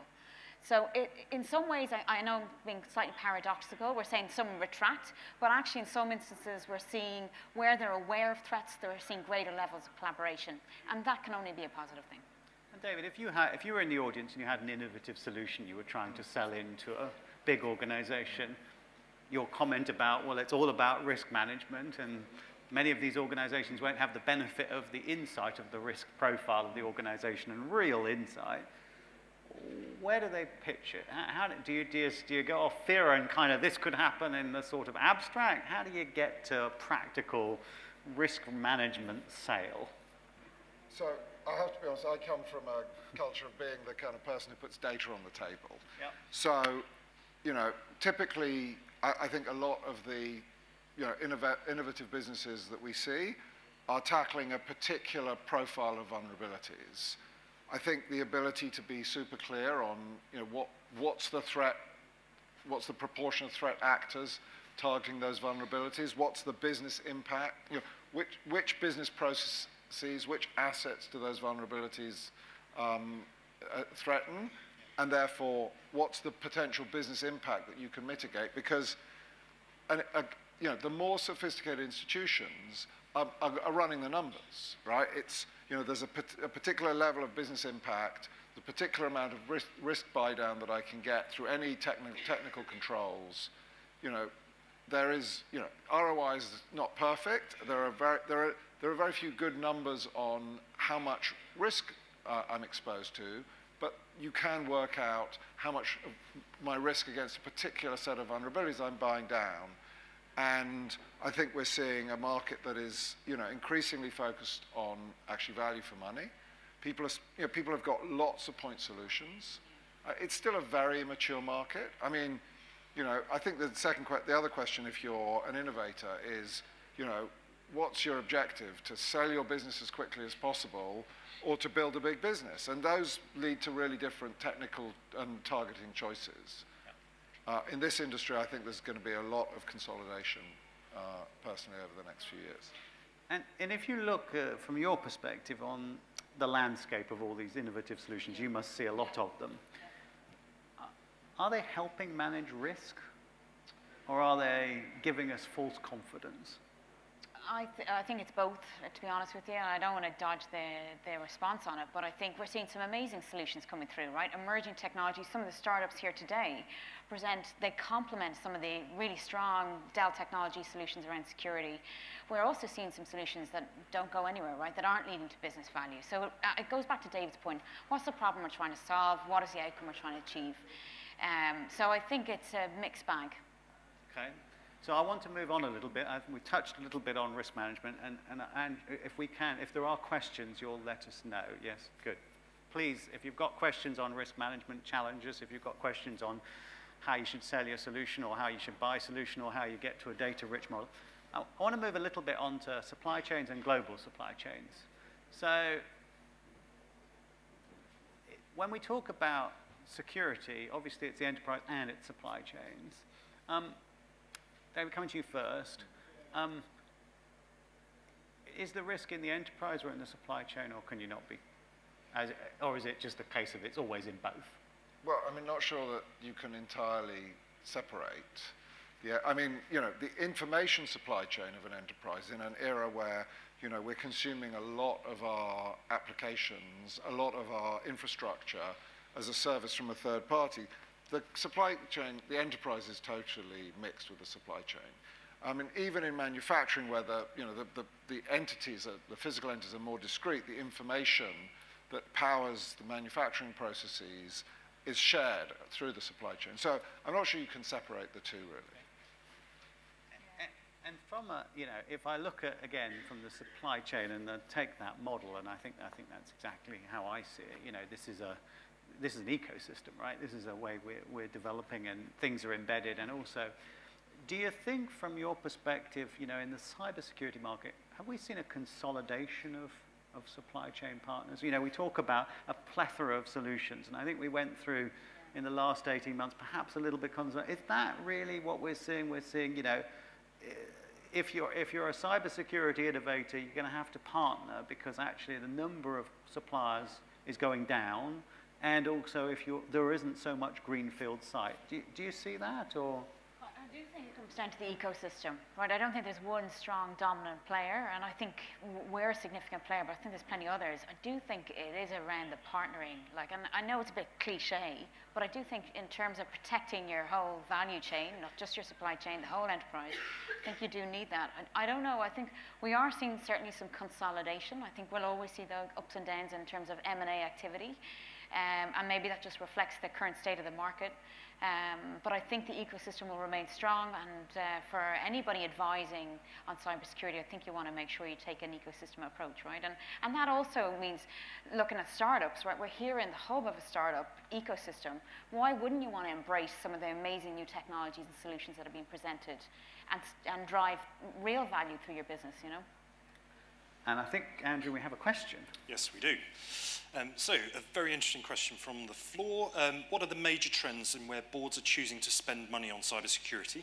Has there been a shift from technology to training as human factors have gained recognition?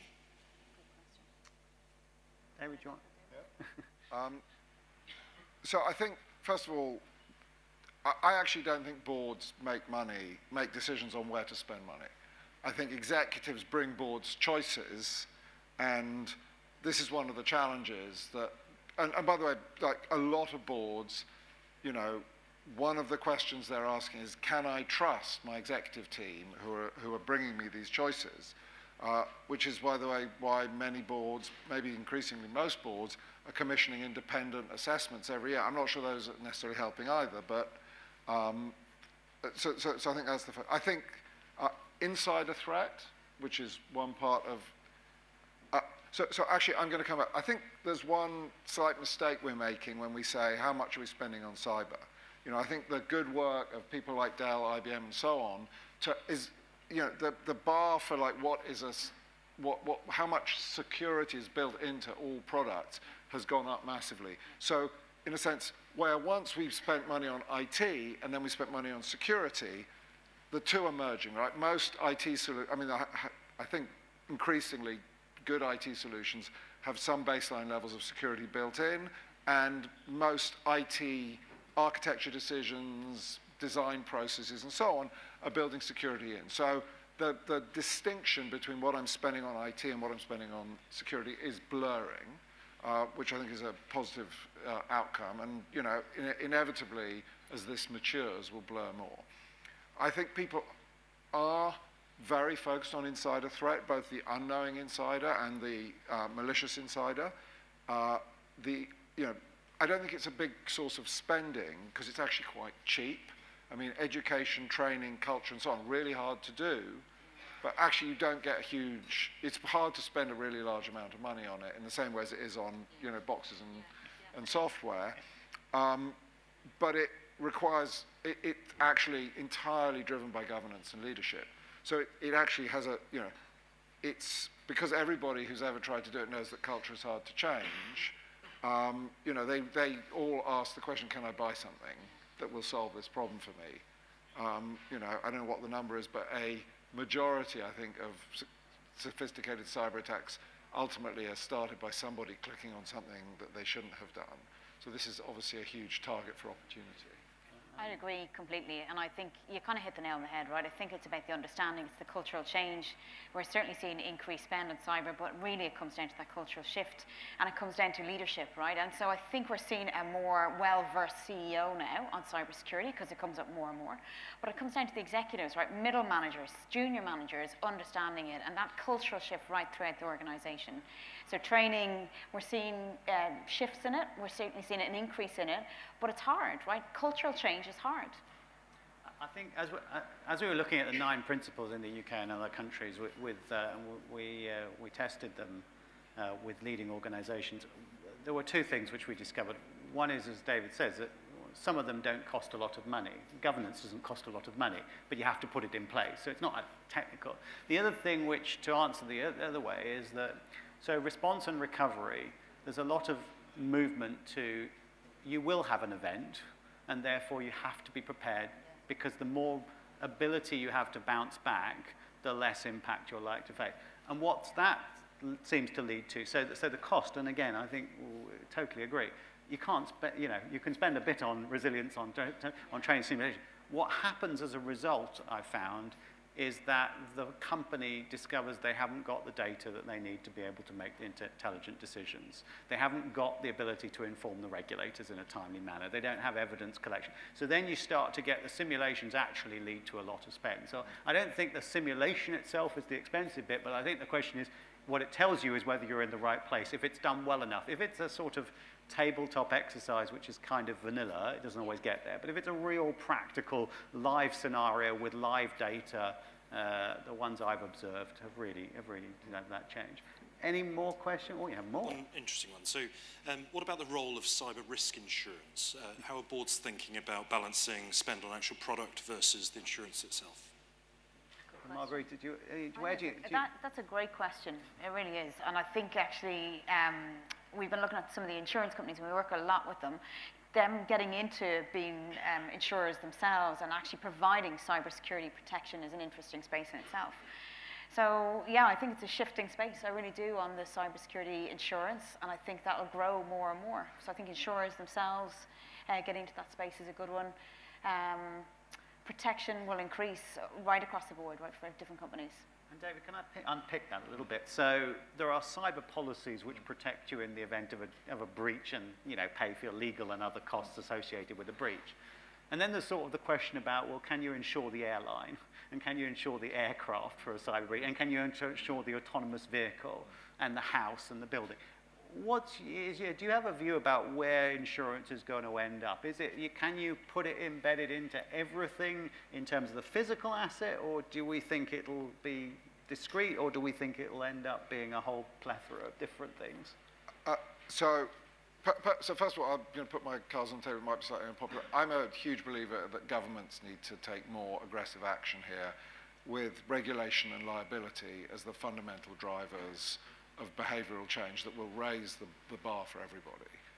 And I think, you know, we're going to, you know, if we get that, we'll also get some herd immunity effects for everybody else. So I think insurers are at an early stage beginning to play a little bit of that role, because they are establishing some minimum standards as part of underwriting.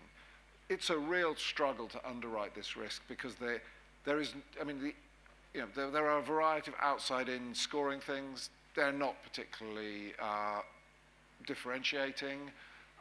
There are no standards for measuring inside out, so to speak. And so insurers, I think, struggle to underwrite. But if people have to have cyber insurance, those insurers will demand certain things, just like they require us to have a burglar alarm in our house. And that will create a quasi-regulated environment that I think will help everybody to become, to at least meeting minimum standards, which actually mitigates a lot of risk already. I think we'll see that evolve, right? As the insurance companies get more and more into providing cyber protection, I think we'll see this market respond differently, you know, and I think greater levels of government intervention as well in terms of regulation will come back. I think it's sort of one of those, if it's a quick question, we have one more. Oh, yeah, so one final one, unless there's any from the floor. Yeah. Gentleman over there, you were first. Everybody hear me? Yeah. We can hear you, Graham. Good afternoon. Nice to see you. One, maybe not a question, maybe more of a statement. The use of the terminology that you were using earlier on about risk appetite, as far as the board's concerned, I think is somewhat BS. And for two key reasons.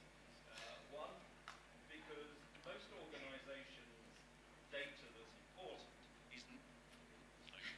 is not actually their data. It's somebody else's data. It's my data, and it's all these other people's data. And so they don't really have the right to make a determination about whether or not they have a certain appetite for how much risk they attach to somebody else's data. They're a guardian of that data, and therefore they should look after it to the max degree. Now, whatever that max degree is, who knows? But you certainly should put a lot more effort rather than saying, do you know what, if we lose it, does it really matter that much to our organization? It's just somebody's data. And the other reason is that most organizations, be they small or large, have not the foggiest idea where they are as far as cybersecurity is concerned, nor do they know how close they are to a potential breach. And therefore, you cannot make a decision about what your appetite is if you have not the foggiest idea where you are in the spectrum. So from those particular points, I don't think that is a legitimate way for boards to determine what they should be spending on cybersecurity. But don't ask me how they work that out, because that's very difficult. Can we take a couple of comments, Andrew, and then I think we're going to wrap, if that's so, yes. Maybe that one there, if we could get the mic. Or just, I think we're close enough, but... Okay, yeah. The question I had was are boards developing a policy to take a slice of their IT security spend to devote to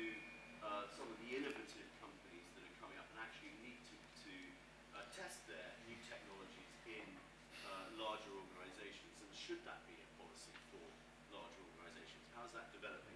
Okay, and then I've got one, Lydia, I think you wanted to go, and then we'll... I just wanted to build on the point that the gentleman down here made, which was maybe not so much, it's not always business data that people are concerned about. If you're a utilities company, you have a huge number of customers, but you also have that critical asset. So maybe there's a question about how the balance between individual data versus other important information that has to be protected companies have. How is that balance influencing decisions, if at all, and how is that conversation being played out? Great. Margarita, do you want to sort of address any of that and summarize a little bit final thought? I think you made a great point, right? And I really do think that a lot of boards are struggling in terms of the appetite and language around that. So I think I'd agree with you on that one. To your point around investment in startups and whether they slice a piece of their budget in terms of IT spend and put it into innovation, it's mixed, right? And I think we heard a lot earlier on around the appetite for innovation, particularly in this time of uncertainty, potentially going down as confidence is low and that kind of thing. But I think it really varies, right? It would be nice to see more kind of mandated spend at certainly the global or FTSE 100 companies on innovation. I'm not sure. It really depends on where they are in terms of their growth, their cycle, their maturity. Interesting to get your thoughts from a McKinsey perspective as to, are you seeing that kind of appetite with spend for some companies? So I think there are a few companies I've seen which have really sophisticated sourcing of innovation, the ability to integrate innovative solutions into their environments with like very good kind of pre-testing, very thoughtful contracting, because often if you're early, you can influence the product and get something that's really valuable for yourself, but doing it in a way that's kind of cost effective and manageable recognizes also the risks that small companies often don't survive, and so you need to be thoughtful about how much dependence you place on something in an organization which is not mature or financially resilient. And I've seen not many, but I've seen people who have really good programs around that kind of innovation sourcing. And I don't have a particular view on whether they're better or less secured, but they're definitely getting access to innovation faster. I think then, you know, you've got the supply side players like yourselves who are in a sense scouting for innovation all the time. But that's more of an M&A and what's driving that, David? Is that a leadership point? Sorry, I know we're in time. We're going to wrap up in a second. Is there one particular, those companies that are driving that kind of focus on innovation, is it a board level? Is it a leadership? Is it a cultural thing? So my observation is there's no actual rule. Usually somebody provided some good leadership around that at the beginning and took some personal risk to make it happen.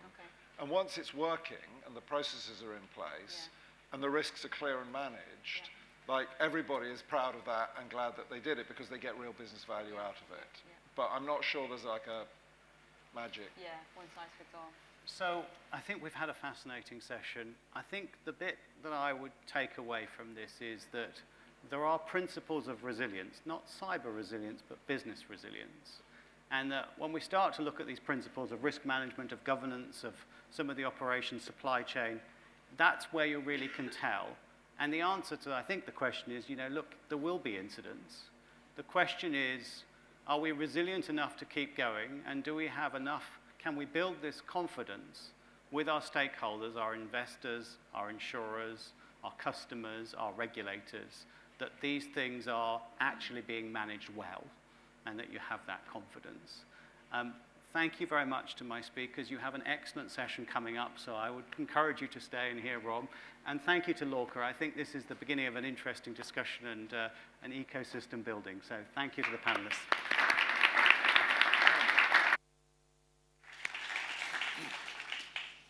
Thank you, Margarita. Thank you so much. Thank you, David. Much appreciated. Thank you so much. Right. Right, so we have two very final sessions for the day before we can invite you to have a networking drink with us. They're coming from our major delivery partners, so we couldn't deliver LORCA on our own. We're very reliant on both the technical and commercial skills of both CSIT and Deloitte, respectively. So I'm so delighted to be able to introduce to you Sir Robert Wainwright. Sir Robert was Director of Europol between 2009 and 2018 and is currently a partner of Deloitte. So welcome to the stage, Robert.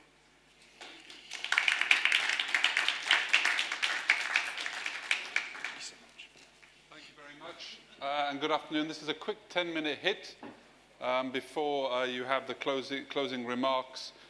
I joined Deloitte just last summer as a new partner, helping to lead our global financial crime and cyber practices. And before that, spent my whole career in government service, intelligence community, national law enforcement agencies here in the UK. And for the last 9 years, as you heard, running Europol. Europol is a body that is coordinating the intelligence exchange across now 1,000 law enforcement agencies in 40 countries, converting that into tactical information to hit criminals, terrorists, cyber fraudsters, financial criminals. And I just want to, in the short time that I have, explore with you my experience from that I'm bringing in now to the business environment as I speak to boardrooms about how to deal with financial crime and cyber crime. You'd heard for a great session just now. You heard from David and Marguerite about the dimensions of the threat. I certainly agree with the substantive points that they were making about the nature of the threat today and how we must build a more resilient infrastructure. For me, I think part of building that infrastructure is also about using data in a smarter way. And that's my experience working across the European law enforcement community.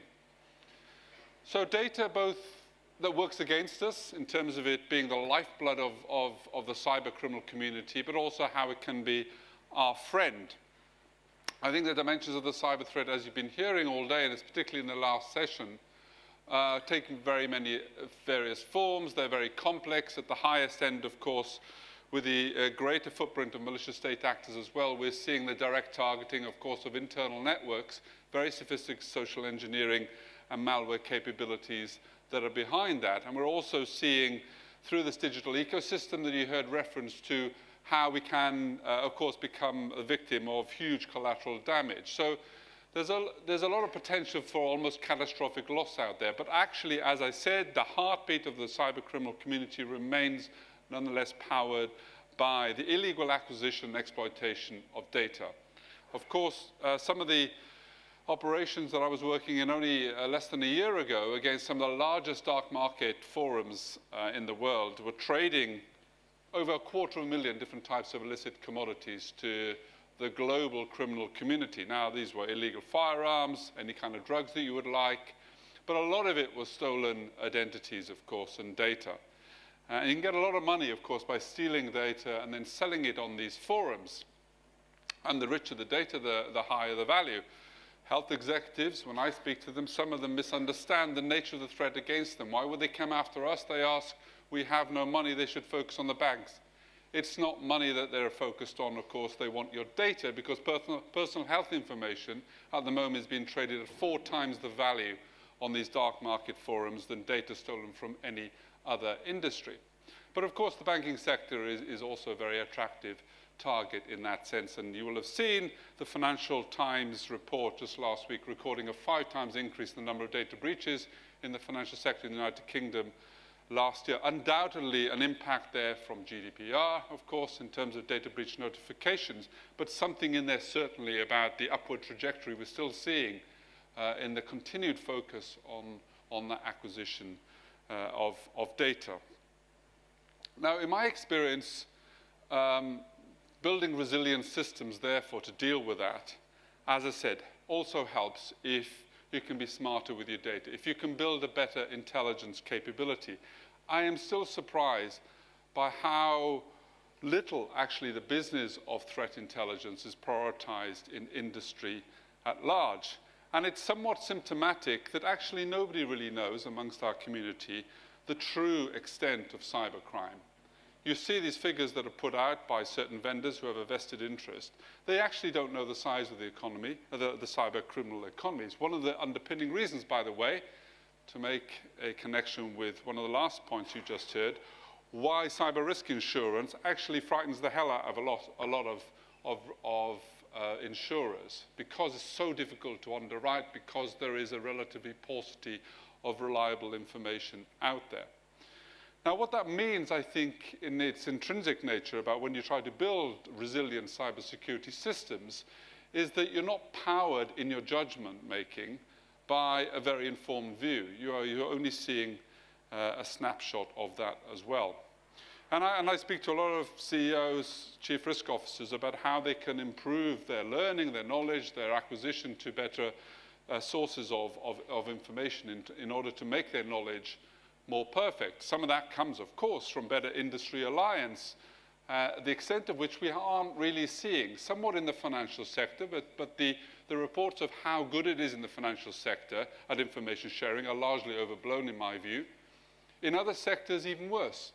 It's not really happening, and I find that really surprising, partly because I think some business leaders are still unable to take the leap of trust, the leap of faith, I think, to see this as generally a non-competitive part of the business environment, to understand that if only they collaborated, they would, of course, protect the industry much more so.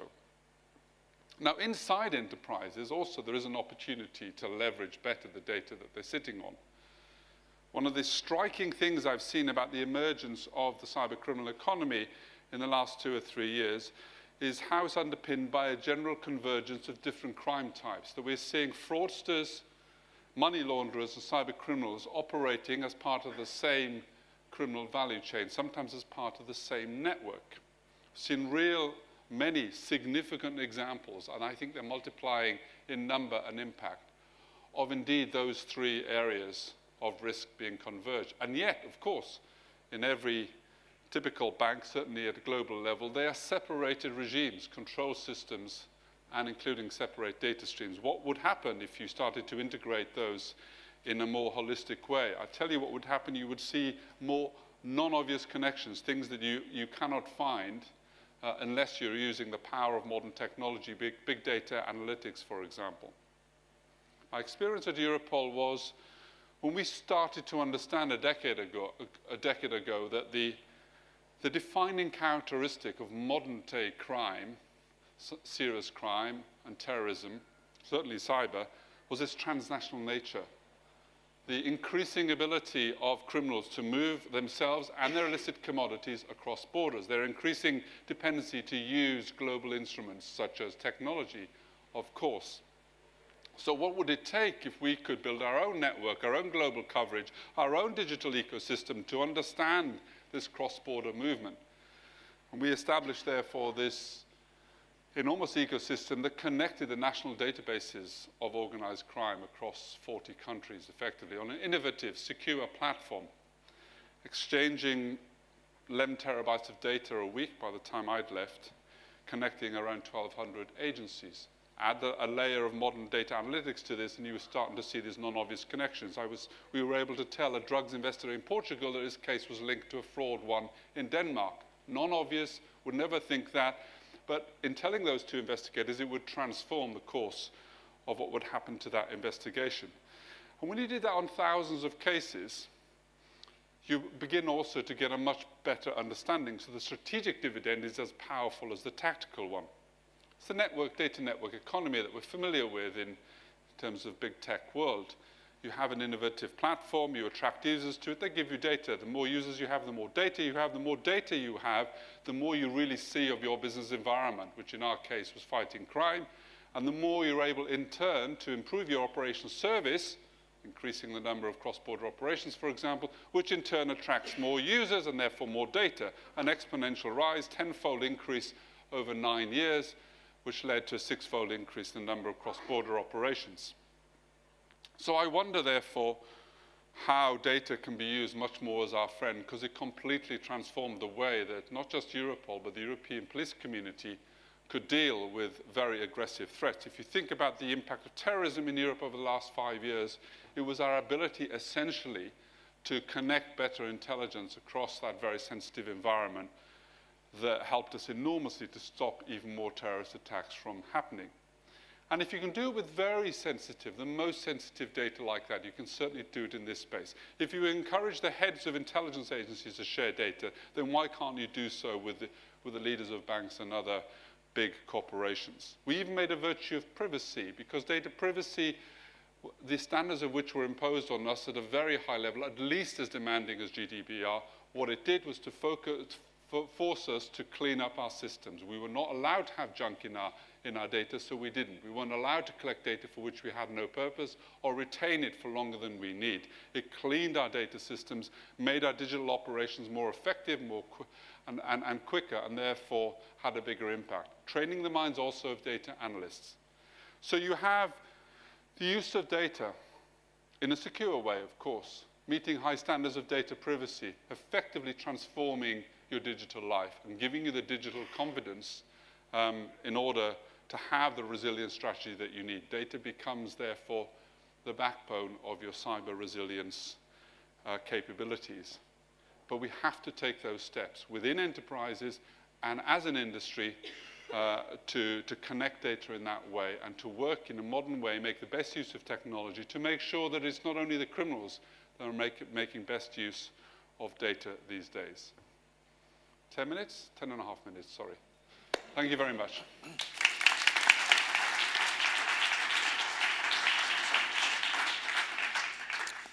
Thank you so much, Sir Robert. So, this is the last you're going to see of me. I'm sure you'll be glad to hear. I've just got a few thank yous to make before I hand over to Dr. Godfrey Gaston for our final comments. So I'd genuinely like to thank the audience for all your participation, your engagement, and all the networking that you've been doing. I'd love to thank our speakers and panellists for all the enlightenment they've given us. I think you'd agree we've had a wonderful debate today, lots of thought leadership, lots of content, lots of follow-up. We'd also like to thank the event organisers. So I know all the hard work that's gone behind the scenes here to make sure that we've had an enjoyable and well-run event. So thank you all. I'd also like to ask something. So I'd like this to be the start of a bigger relationship. So come and join our community, both physically and virtually. Come and participate in LORCA. You are all very welcome to come here and become part of our forums, become part of our debates. This will work if we scale it, if we partner, if we ignore industry borders, and if we collaborate with each other. So please do join us. I'd also like to flag one of our cohort 2 companies, so Privitar, who some of you will have met today, have a conference on the 4th of April in the Printworks in London. You'll have one of these flyers in your goodie bags, which you should pick up before you go. And there's a free ticket available if you use the code LORCA. The tickets are typically £200, so it's an event around celebrating the power of rich, useful, and safe data. So, without further ado, please join us for a drink after, and I'd like to invite Dr. Godfrey Gaston to the stage.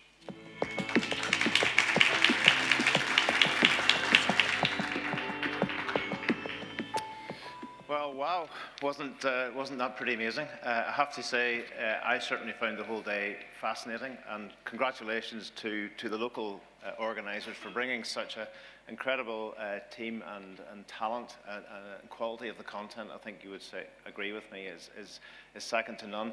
I was chatting to Ronnie, who ran the autonomous vehicle panel earlier, about the concept of trust, and Ronnie had a great description, and he basically said it's like fractals. And you know, the more you look into fractal, the more complicated it gets, and the more you look into it. And I think that's a really good analogy. You think trust, oh, that's a really simple thing, that's no problem. But actually today, for me, the more you kind of think about it and talk about it, you realize, wow, this is actually really complex.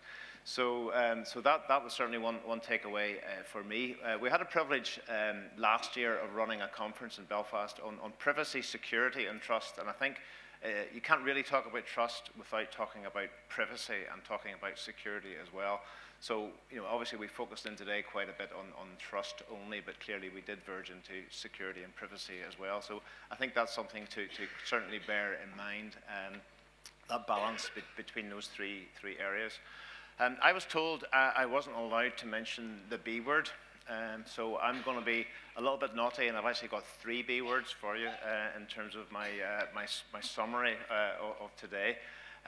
So first of all, the first B that I want to leave with you is the concept of built-in security, building in trust. I like Paul's analogy at the start, for those of you here with the rubber mallet. You know, sometimes I think I could use that rubber mallet, but maybe for other things. But anyway, we'll not go there. So clearly, that's something that we all should think about. You know, particularly in this new era, do we always have to retrofit, or have we an opportunity to do things right for the first time? So certainly something to bear in mind. The second B, around the body. So the body is becoming more important, I guess, particularly looking at implantables, looking at even more the personalization of data and the challenges that brings, and the biometric and how that implicates our lives. I think the interesting discussion for me also is around age. We touched a little bit about, you know, I'm an old grandfather now, but you know, I look at my granddaughter and think, well, what's it going to be like for her in 20, 40, 50 years' time in terms of the challenges for that. I told this story before to some of you, but we ran a conference a number of years ago, and one of the speakers at the conference in Belfast said, put your hand up if the person beside you looks under 35. And some sort of tentative people put their hand up. Of course, most people in the audience were over 35. And the point he was making was that you need to start thinking in a different way if you're under 35. And he used the fantastic analogy about his 4-year-old daughter. And she was looking out of the kitchen window, and she saw this bird out in the garden.